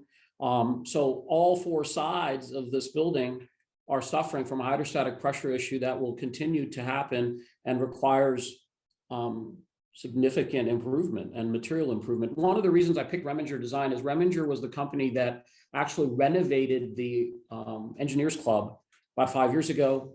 And so at that point, they were aware of some of these things. They tried to fix some of them, but obviously did not fix all of them because it was not in the budget for the fix, for the work that they did. And this is a continued issue. So let's say you just go build a building around this and you just leave this building alone. You don't create any adaptive reuse and you don't use the building in conjunction with the new apartments, then I think you create a situation where you're not fixing this problem and this problem continues and there is no clear use for the building, because once you put the apartments there, you cannot park the event space. You cannot no longer park the event space. So you have to create a new use for the building. And that's why we are really suggesting a compromise of some sort, because if we take an approach, which is there is no way to build around it, then it creates a situation where this continues to decline. Let's go to the next slide. I wanted to show you the new building and why we think the new building, if you just go up a little bit, please. Thank you so much. New building complements the engineer's setback is 49 feet. We preserve all the major elevations. We're fixing the distress in the basement. That's part of our plan. Part of the plan to put the pool into that first floor is to take that entire basement and fill it, and to do the fill properly, because the current fill is what's causing the issue, to create an environment where you can fill it, balance the hydrostatic pressure, and create a structure in a building that is now stable and can withstand the next 50, 70 years under the new use. And this use is a great potential adaptive reuse. We'll show you an example of another building that is doing this. Why does it help? Because if you didn't do it here, you would have to take all these amenities, put them into the building, and you don't create a great reuse for this area of the old structure. The next one, an alderman's on here, so I'll let him talk, but we did meet with him. He's provided a support letter. The 18th Ward, Meg's document in error says the 17th Ward, but this is the 18th Ward. The alderman does support the demo, and at the same time feels that the 18th Ward has historically not had the development of the 17th Ward, and this is a great opportunity to expand the development from the classic Central West End into some of these new wards. And I think it's very, very important to help support that and provide a use that can kind of continue for the next many decades. Vic, let me pause you there just for 1 second. Director Listow, what ward is this in? This is in the 18th ward. We were in error on our initial report. We apologize. We've corrected it on the presentation that we did today. Thank you. Go ahead, Vic. No problem. The next slide, if you don't mind, I'm happy to answer any questions at the end, so I'm going a little fast just to respect your time. Neighborhood benefits is the next slide. If you just stop there for 1 second. I think it's a huge win for the ward. It's a huge win for the city. This ward just historically has not had the development. We will be creating a cafe and bistro like we have on other buildings, which is open to the neighborhood. But it is primarily for the tenants, but it's open to anybody in the neighborhood, and we encourage the neighborhood to use it. And that is lacking in that part of the neighborhood. The rooftop bar will be open by reservation for the neighborhood on certain days. That's going to have amazing views of Central West End as well as downtown, all the way to the Arch. We think it will improve calming and traffic calming on Lindell. Lindell in that area is very fast moving traffic. It moves very, very fast, and this would allow for more folks and cars to be in that area of Lindell to slow down the traffic, and we think that's going to be a benefit. And then we are promoting bike usage and sharing. We do have bike parking, but we also have a really nice feature in here that is similar to a couple of the other buildings we have, but this has a bike sharing facility, which is maintained by the building. So it's like a bird, but just for the building and for tenants and others that might subscribe to it in the neighborhood. So we are encouraging that. We are seeing that in multiple neighborhoods as being of great value. And there are some folks, here from the city that we've worked with to ensure that it's, complies and is done properly. Final number 2, bring money into the ward, positive tax impact, jobs and construction over 50 million, 300 residents visiting businesses in the 18th ward. And into Midtown and Central West End. So we think that those are material benefits. And then the final slide, which I think is really important, is we want to show that adaptive reuse works. This is a building in KC. It's the Cat's Drugstore building. It's almost identical in scenario to this, so I do want to point it out. And there are others, but I pointed this one out particularly because it's very close to us. It's in the same state. And this building is a building that's on Main Street at Westport in the historic Westport area, which is also applicable for National Register. This building was not on the National Register for many of the same reasons that the Cats building the Engineers building is not. This was a modern Art Deco style. The building is was nominated for the Historic Register, and it's one of the top buildings in Kansas City that preservationists and others really wanted to save. This Clarence Kiewit was the architect, and there are multiple buildings that he's done in that neighborhood or in the city that have had high regard. And so when we looked at this building, we had the same issue. We had a parking lot adjacent to this building. The parking lot was both on the front elevation as well as behind the building, almost identical in some ways to the Engineers. There's an old clock tower on this building. There's a great facade that has been boarded up for many, many years. And it is in use in some capacity, but very limited capacity, no longer as a retail store. So this is a good example. If you go to the next slide, we'll show you what we did. And this was approved by the Preservation Board in Kansas City. And the reason they approved it was they felt like they had to come up with a reuse for the structure because it had sat still for many, many years. And Westport and the streetcar were pushing development into this area. So this was a 7-story structure that was built right adjacent to the historic Cat structure, which is a large 1-story structure, very similar to the Engineers. And this 7-story structure is now being built on the main elevation, very similar to the Lindell Elevation. And then it's also wrapping around the back of the building on a couple of the alley or side streets in the back of the building. And the front of the building is being used as, the Cats building is being repurposed as amenity space. The interior of the building is being used as a variety of amenities, and the top of the building was modified, very similar to what we're proposing here, but a little bit different. This was modified, the roof line was changed, and they allowed the roof line to be changed for the same arguments. The sight lines were not obstructed. So we're changing the roof line. we're sinking the pool into the structure and we're using it as a top pool deck and then the amenities within the next 2 levels. This does not have structural issues. And so we're also using the basement. We're repurposing the basement as amenities. So I wanted to point it out because it's very, very similar. I encountered the same issues, and Kansas City figured out a way to do this so that you could move forward. In fact, they had many of the same concerns and issues, and this has been a process to work through and get to a point where we could provide this. So let me stop there. Happy to answer any questions.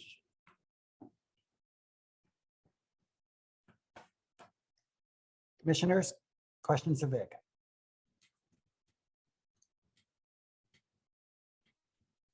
So is there anybody else you'd like for your presentation? Well, Vern, do you want to comment? I can just give you the. I'll use Vic's microphone, but we were the design firm. Yeah, I'm Vern Remiger, founder of Remiger Design. I am speaking the truth. And we were involved in renovation of that building, as Vic had mentioned. We did do that first phase with the auditorium renovation. We were able to get that done underway. We did, as Vic mentioned, we did have to shore up the foundations of that building. We were very concerned moving into a phase 2 of that building that we would run into the same problems after drywall would be removed. Quite frankly, we were concerned we would find additional structural problems. The other issue is mentioned earlier, from an accessibility point of view, we were able to get the auditorium accessible by doing work within the auditorium itself. However, to get the balance of that building accessible would require quite a major investment, as well as, quite frankly, loss of additional space in the building to get restrooms or elevators into the building to make it accessible. So there's challenges beyond the structural challenges. There's challenges from an accessibility point of view as well with that building. I have to say, I like the 2-camera effect. It's like a very fancy documentary. Thank you. You know, when we first approached Meg and Jan about this, we had heard that there was concern about tearing the existing building down. That may be a non-starter, and we felt, quite frankly, this is a very creative way to use that portion of the building that had already been renovated, at the same time maintain the view from Lindell Avenue. We also think, quite frankly, I know there's been concern about the height of the building, but if you drive down Lindell Avenue right now, I would suggest that most people don't even notice the building. We think that by adding this structure to it, similar to what Vic did up in Kansas City, we think that that actually we will bring attention to the building, and with the way we believe we've complemented it with the architecture, we think it will actually bring more prominence to the building. I could speak to the mass and have the ability to. I'm going to hand it to. All right, we're turning the camera again. So, yeah, Paul Stefanski with Reminger Design, and yes, I'll be speaking the truth. And I just wanted to speak to the kind of massing and scale of the building and the addition. One thing of note is the existing building is a very low slung building. The auditorium is the tallest element of it. And the primary portion of the building where we're intending to put the pool in that portion is not very tall in height. So one of the things that's a challenge is that with an addition following the form-based code, the form-based code is intended to take what, the Lindell corridor and really bring up the scale of the buildings there. And as new development is done to encourage taller buildings. So the first, requires that the first floor to floor height is 12 foot, and then all the floors above that are 9 foot in height. So you have a building that is going to be a taller by nature of the form-based code and what it's requiring you to do. So we're looking to try to take that elevation as we held it, the primary Lindell elevation back at a point even with the lower elevation of the Engineers Club, but then also as that elevation gets taller, it steps back away from Lindell so that the upper the upper floor, the upper 6th floor is held back so that it makes the elevation less massive as it would be if we hadn't done that.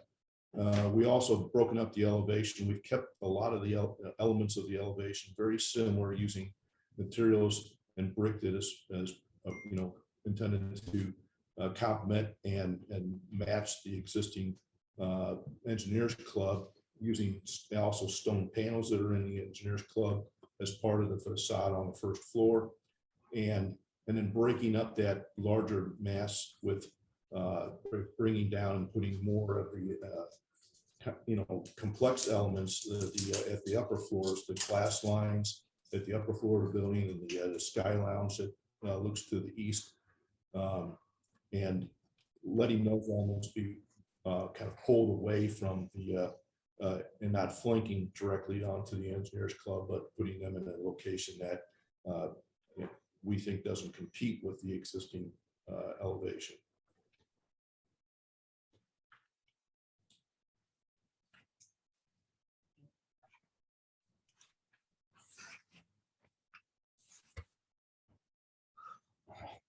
Chairman, we're all done on our side.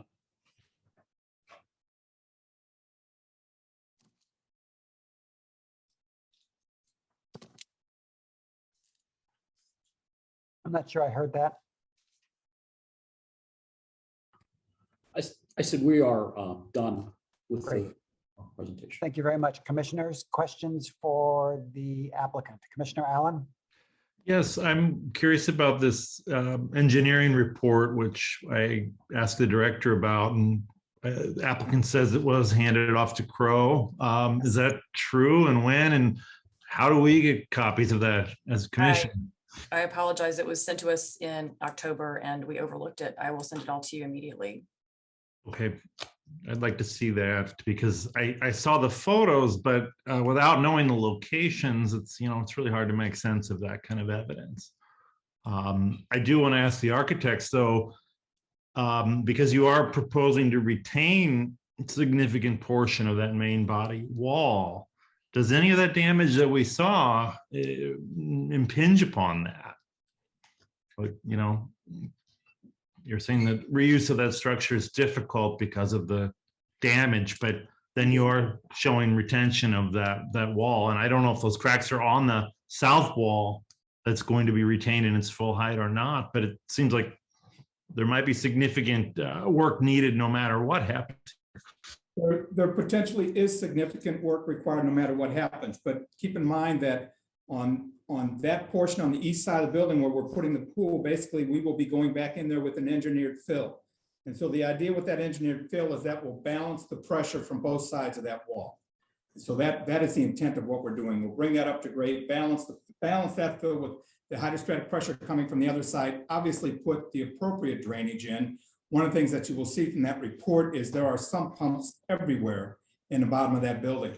Some of them no longer working, other ones put in. You could just about make a pool out of the bottom of the building. It is quite damp, and again, suspect structural cracks everywhere. But once we do that engineered fill, we feel that that'll stabilize that wall. Okay, and you feel like the auditorium doesn't require the same treatment? Well, the auditorium has engineered fill. When they redid the auditorium, there was engineered fill put under that piece of the building.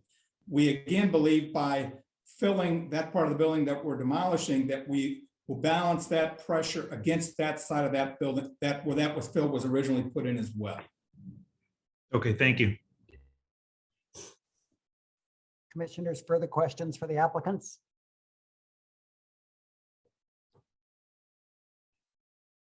Okay, Commissioner Lusto. Director Lusto? Director Lusto. Yes. Almost made you, I did make you a commissioner. Yes, we do have some people wanting to speak, but if I might have a moment to respond to some of the information that was presented. First of all, I apologize again for overlooking the engineer's report. I will be sending that to you momentarily. In as far as the information that Mr. Alston presented to us, Let me get back to that on my page. I think I'm not sure how applicable what happened in Kansas City is to St. Louis. I'm not familiar with their preservation agency rules. We don't know the context of what happened in Kansas City.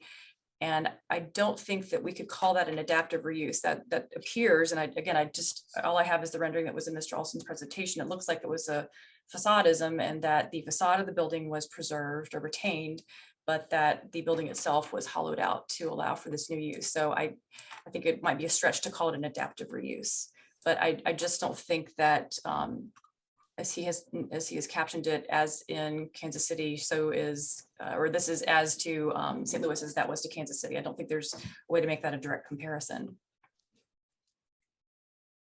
Okay, thank you. Alderman Todd. First of all, thank you very much, Commissioners, for giving me this opportunity to speak.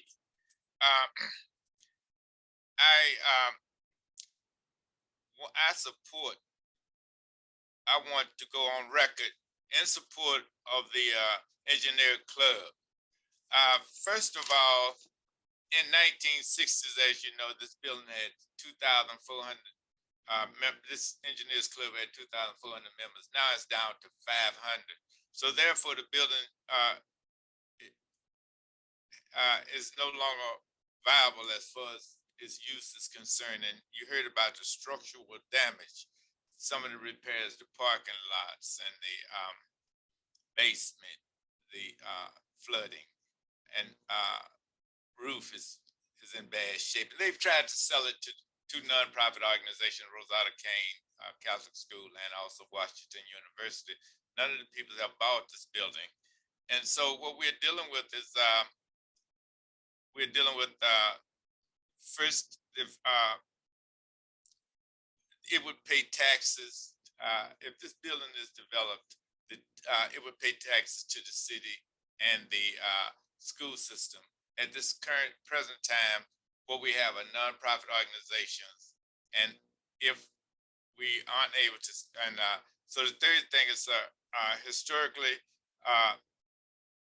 this building is they're only making minor changes to this building, which is the back portion of the building is just being changed, and so that the building will look identical from the street. So it's not a major historical change, in my opinion. And the other thing is that, and the main point is that the membership due is supported by membership dues, sponsorships, and donations. And it just cannot sustain itself. And the best thing that the members have decided to do and would like to do is to sell the building and lease a smaller space that would fit their needs, would fit the needs of 500 people rather than 2,400. And so, and our city, and if this, again, I want to reiterate, in the past, the building was nonprofit. We have a lot of other nonprofit. We have some other nonprofit buildings in the area. Now we're talking about opening up a building that would draw in, let's say, 300 residents and bring in jobs that are badly needed. And so I strongly support this building. And if we don't use this building, it will help our city. It won't change the historical structure. And at the same time, if we don't sell it and let the developer develop it, we would just have a building sitting there deteriorating, not bringing in any taxes. And so it could end up eventually being an eyesore to the city. And eventually even end up being torn down if we can't find a use for it, because I found that it is not good when we can put a building on the tax rolls and have our city growing. I found that it's better to do that than to have a building sitting empty, just deteriorating. Again, thank you very much. And I strongly support us allowing the minor changes to this building, whereas at first I totally supported just demolishing it because of the great work that the company had explained to me. Again, I support it strongly, and I hope you will consider giving him the compromising and giving him the opportunity and the company the opportunity to develop this building. Thank you very much. Thank you, Alderman. Alderwoman Peel, are you here? Yes, I am. I just wanted to make a note and just correct the record regarding the Optimist Club. I was for the support of a mixed use development in terms of keeping the Optimist Club whole and not have any demolition. It was expressed that I was for the demo. So I just wanted to put on the record, I wanted to see the Optimist Club stay whole and that it would be incorporated in the design. So having no demo, I just wanted to clarify the record I was put on in terms of somebody saying that I was supporting a demo. Thank you for the clarification, Alderwoman. Is there any other alderman present in the group that I have overlooked? Alderman Gunther, do you have anything to add on this subject? No, thank you. Okay. Thank you. Any other alderman present? Thank you.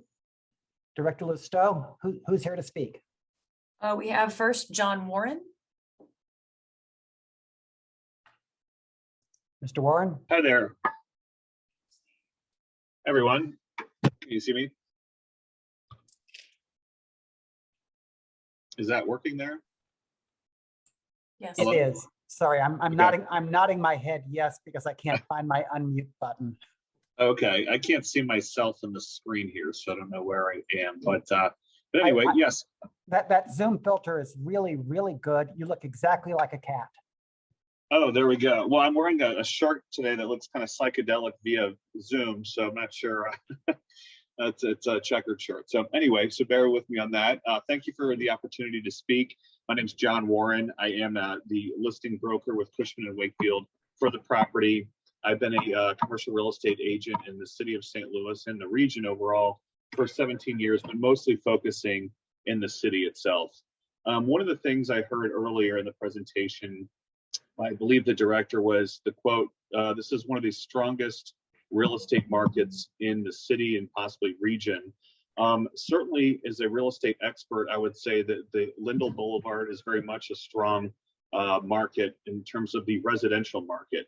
In terms of the office market, the city of St. Louis overall is actually one of the weakest submarkets in the entire region. So if this building was to be preserved and kept as is, as an office building, I think the only interested groups would be Class C and Class D office tenant users. So if they were ultimately able to even find a buyer for the building as an office space user, considering all the costs to go into improving the building and so forth, I think the best that we would see here would be a church group, not for profit, really a group that wouldn't be able to kind of perform and bring this building up to date in code. So certainly a strong residential market. I used to live at West Pine and Taylor in the Executive House. If I still lived there, I would certainly love the addition, which I think is essentially still an adaptive reuse product or project. There is certainly some demo here. My major is historic preservation and urban planning. And I think this is an excellent balance of keeping the exterior facade and a majority of the western portion of the building intact. I think they did an excellent job of complementing the existing design and not going too overboard with trying to drown out the existing building. I would also say that St. Louis, in comparison to Kansas City, as we were talking about earlier, they have 2 to 3 times the amount of new inventory of new apartments planned for that city. St. Louis, roughly has a third of that. So this also solves a solution of more people in the streets, more density, and more tax base. This is a war. This would be, as far as I can see from my earlier research, this would be the first major new apartment development in the 18th ward. which is a North City majority Black African-American ward that really has not experienced the redevelopment like the Central Corridor or Southern Ward. So a project like this in Alderman Todd's ward is huge. So that's pretty much all I had to say. In terms of, again, the building just remaining as is as an office use, it would remain a Class D office use or possibly for a not-for-profit, and the city would gain no tax benefits with the current building as is. That's it. Thank you. Next we have John Killips. Good afternoon. Can you see me? Great. Thank you. My name is John Killips. I'm the president of the Engineers Club. I just want to make a few comments on the sale of our building. For those who may be aware, we did renovations back starting in 2018. And that was only phase one of the renovations. In order for us to bring up the building to a useful state, we were going to have to spend upwards of $3.5 million. And we did a capital campaign, and we were able to raise enough to do the renovations to the auditorium and then to do the structural repairs in the basement and some HVAC. But for us to really be able to continue using this facility going forward, it was going to need a significant amount of more work that we currently don't have the funds to do. Regarding reuse, we did spend a lot of time working on finding a way to reuse this facility. All of our board members are volunteers, and we spent a lot of volunteer time working with Rosati Kane and the Archdiocese and WashU and SLU and other organizations, trying to figure out a way that we could partner with those organizations to maintain the building and to still to be here. And unfortunately, none of it ever worked out. This building really is important to a lot of our members, and we're happy to see that the plan is still to maintain the building as it is, because we have members who were around when the building was built. And there's still a lot of emotion tied to this facility. And we really wanted to keep it and put a lot of time into it. And unfortunately, we finally came to the decision that the right solution for us and for the building was for us to sell it. And just based on the current state of the club and similar organizations, we really can't justify maintaining a facility of this size for the type of organization that we are. We are going to lease a much smaller facility inside the city, which will allow us to better fulfill our mission, which is to promote engineering and to encourage students to get involved in STEM and to pursue engineering careers. And we really can't do that right now because so much of our time is focused on maintaining the facility and having enough things going on to do that.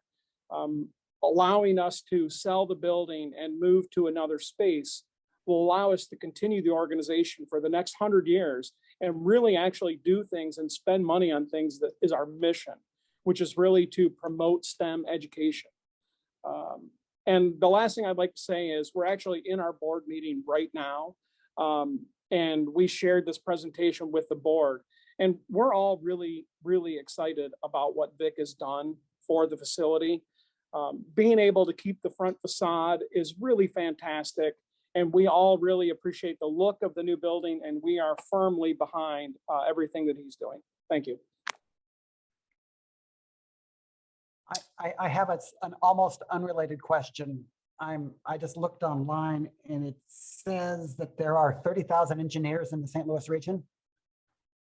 Yeah, so that sounds about right. And you've got fewer than 1,000 of them in the Engineers Club? Yeah, so the Engineers Club has about 500 active members. We were the website says 1,000 plus. You might want to update your website too. And the Engineering Center, which is the 501c3, we have affiliate organizations. So they're partnered with the Engineering Center, and they represent approximately 14,000 engineers. But they don't really use the space very much. And when they do use the space, it's usually a smaller, like a 10 or 15 person meeting. So having a room that can seat 150 doesn't really benefit us or our members or our affiliates. So we're looking to find a space that really is tailored to helping us represent both our members and the entire engineering community. Do you have someone in your organization in charge of programming? We do, yeah. We have a club manager and program director, so she's kind of wearing both hats right now. And the plan would be in the future, she would be able to focus a lot more on programming. Right now, we have 4 key programs that we do. So we have Engineers Week, which is in February, and we sponsor the Engineers Week lunch. And then we have a career fair and a college fair that week. We also have the Jake Jer Golf outing, which is our main scholarship outing. And that allows us to give engineering scholarships out. Right now, we give out 5 scholarships, and we're really hoping that with the sale of the building, we'll have more money and we'll actually be able to significantly increase the number of scholarships that we put out. We also do STEM outreach. So we have a STEM program that we're doing virtually this year that should be hopefully kicking off to schools generally inside the city. That'll happen in the spring. And then we have a summer social where we have all of our affiliates come in, and we basically have an engineering get together to share ideas and to socialize and to kind of really engage the whole community. In the long run, we really want to see the center become a bigger part of our organization and really do more programming, and selling the building is going to be a big part of that, because obviously then we'll have the resources to do that, and it will really allow us to grow more. Great. Thank you very much for that context. Meg, who's next? Next we have Cindy Leftham. Lefton, I apologize.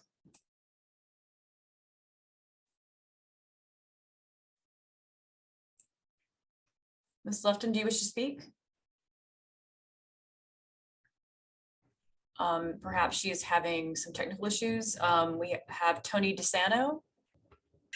Yes, and I apologize that you can't see my image. I'm also having technical difficulties. My name is Tony DeSano, and I'm a resident of the Central West End of Oliver Place neighborhood, and I promise to tell the truth. So I'm going to ask you to take a long-term view and not rush into approving this project for the sake of a few tax dollars.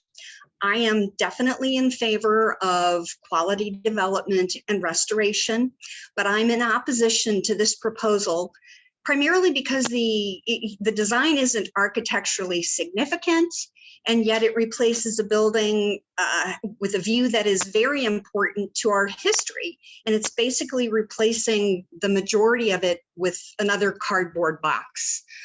The footprint of the original building may be preserved, but I really just can't see the old building in this new design, and certainly new isn't always better. I don't believe that the project improves or contributes to the neighborhood character or quality of life, and may negatively impact both based upon my own personal experience with this kind of development in my neighborhood. I've seen this type of development, as I said, in my neighborhood, and I can't recommend them as good neighbors. I think we have to do a better job of vetting contractors, and I have concerns about the construction quality of this particular project.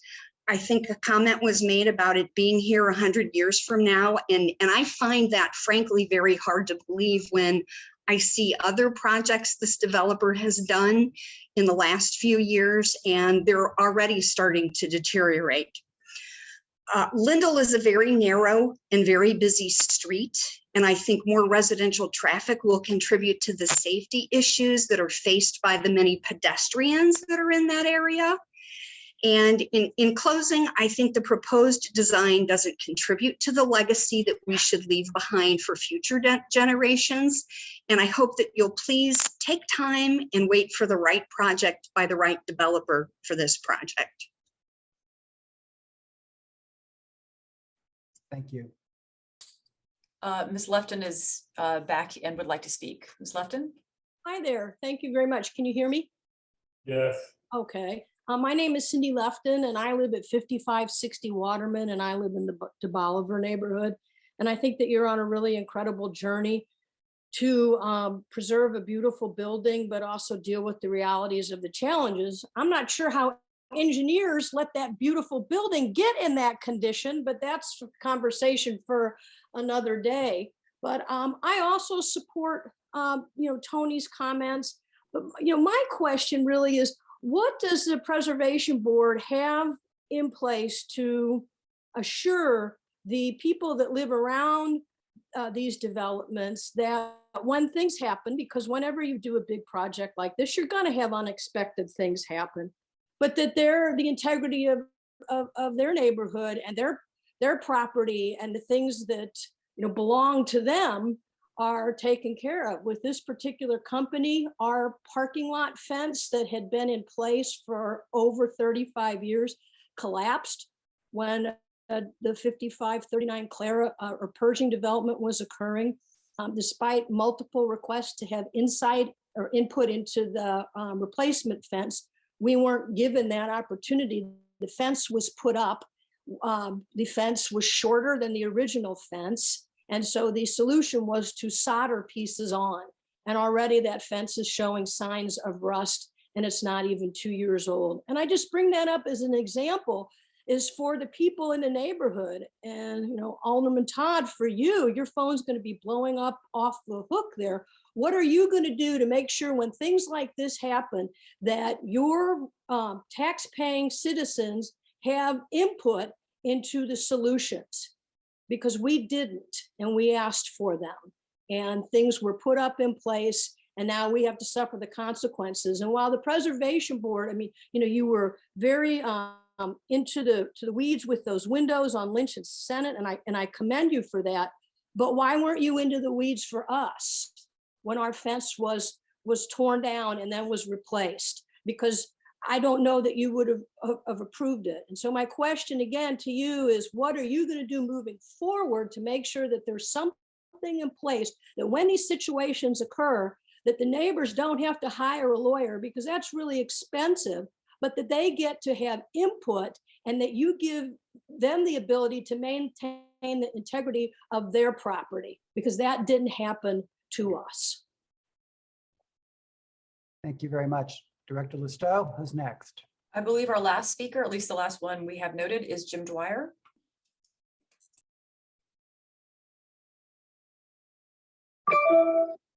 Okay. Thank you, Meg. Thank you, Mr. Chairman. Mr. Chairman, I have a prepared comment that is relatively brief, and I'd like to read it into the record. And then I have a couple of quick observations in reaction to comments that I've heard in earlier testimony. Mr. Dwyer, you know how much I love your statements. Proceed. Thank you. And I do swear to tell the truth. So my prepared statement reads as follows. Mr. Chairman and members of the board, the CWE Planning and Development Committee has considered the proposal before you today regarding the referenced property and concurs with the recommendation of the Cultural Resources Office that the Preservation Board withhold preliminary approval of the proposed partial demolition and new construction at the Engineers Club property. The objective of the CWE Historic District Standards is not merely to preserve noteworthy structures and the architectural character of the neighborhood, but also to regulate new construction and additions to existing buildings. The objective is preservation of the rich cultural fabric that distinguishes the Central West End and contributes to its enduring vitality. What is proposed for your consideration today does not satisfy those worthy objectives.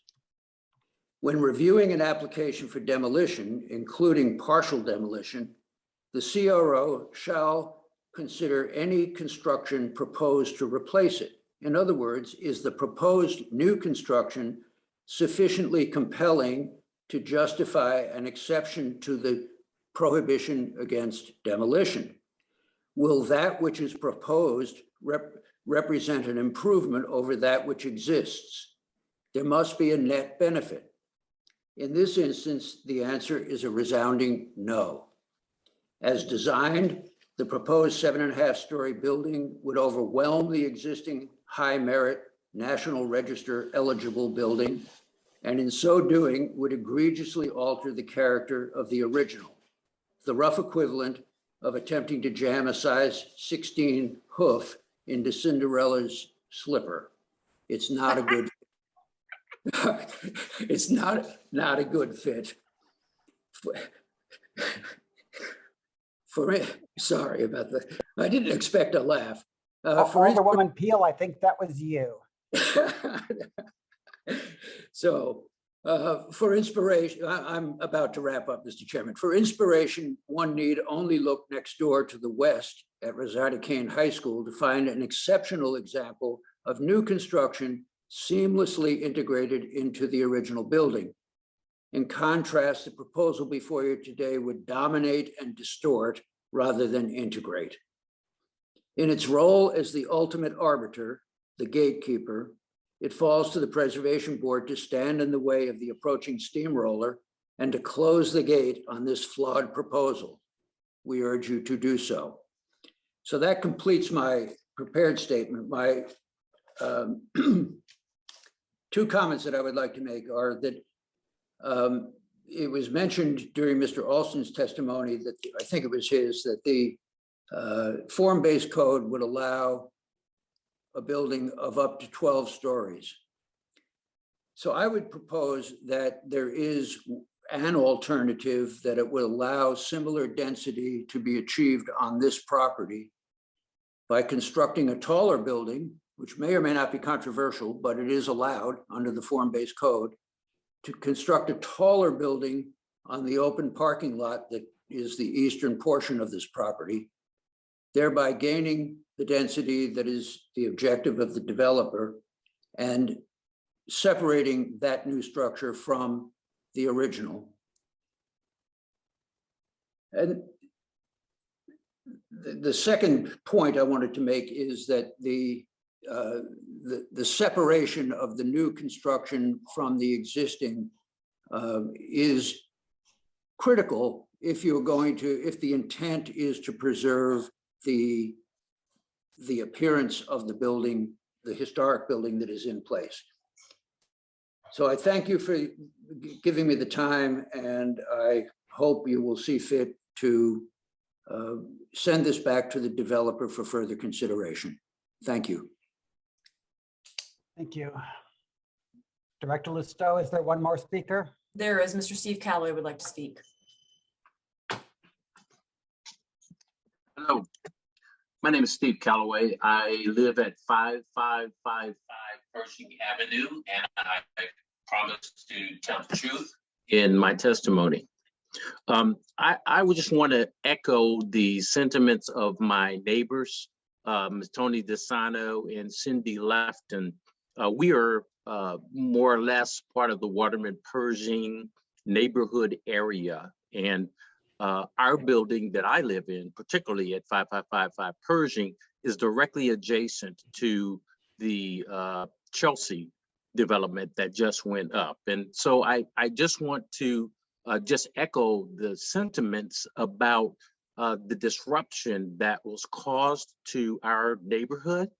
And while I certainly favor development, and this is not like super close to me, as was the Chelsea when it went up right next to me, I would ask you, as did Ms. DeSano, to think about the right developer, the right project for this area and the impact on the rest of the community around it.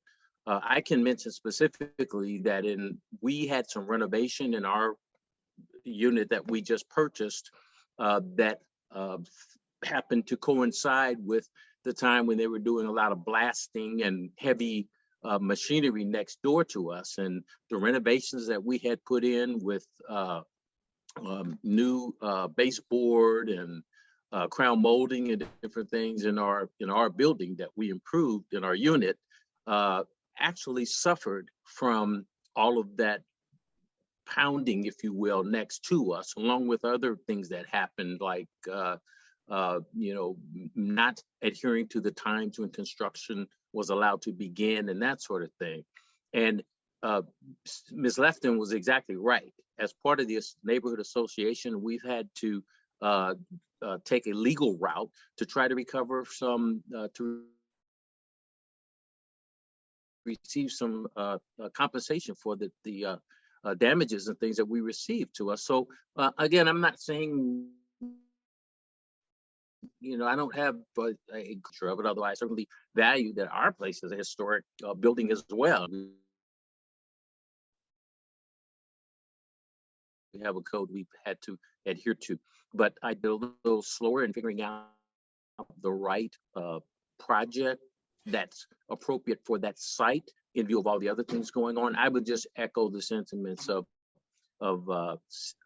my neighbors, Cindy Leftham and Tony DeSano, about that. So again, we're, neighborhood wise,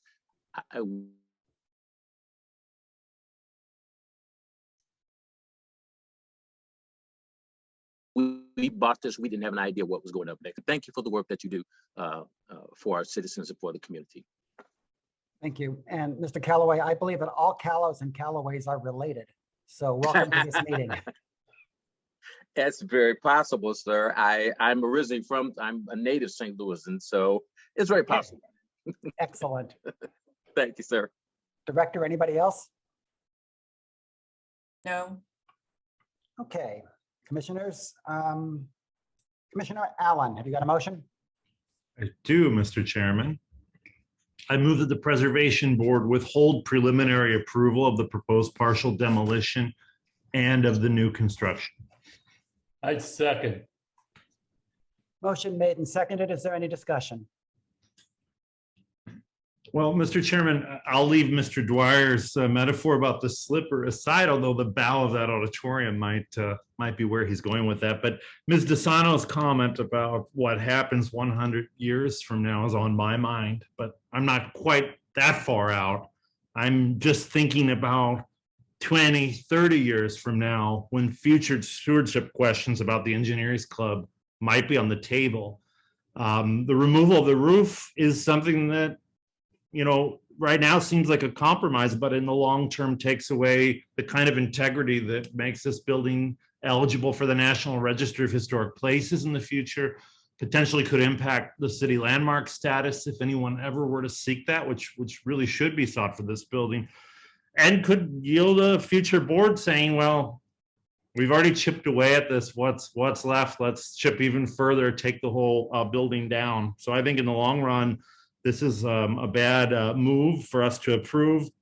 I also think we heard from the architects that the building can be repaired without removing the roof. The kind of hydrostatic work they're proposing has already been done under the auditorium. I think the applicant, I'm glad they're coming a little further along with the preservation proposals here on Lindell, but I'd like to see them go further and figure out how to keep this building intact. So that's where I am. Any further discussion among commissioners? Okay, hearing none. There's a motion on the floor that's been made and seconded.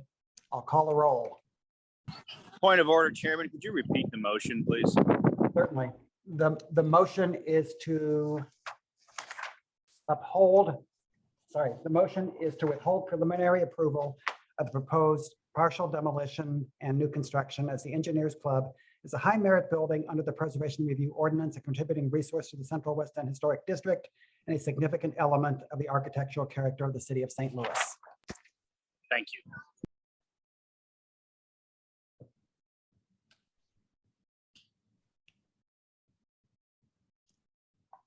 Okay, calling a roll on this motion. Alderman Carter, do you vote yes or no? No. Commissioner Allen, do you vote yes or no? Yes. Commissioner Weber, do you vote yes or no? Yes. Commissioner Robinson, do you vote yes or no? Yes. Chair votes yes. There are 4 yeses and 1 no. Have I overlooked any commissioner?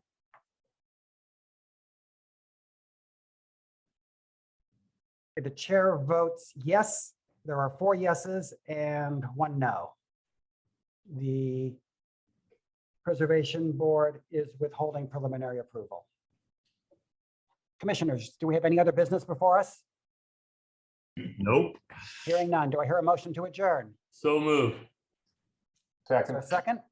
Any objection? We stand adjourned. Thank you very much. Happy everyone. holidays to everyone, and thank you, staff, for all you do for us to make these meetings pleasant and understandable. Yes, thank you all, fellow commissioners and Thank staff. all of you for all of your work and volunteering on this board.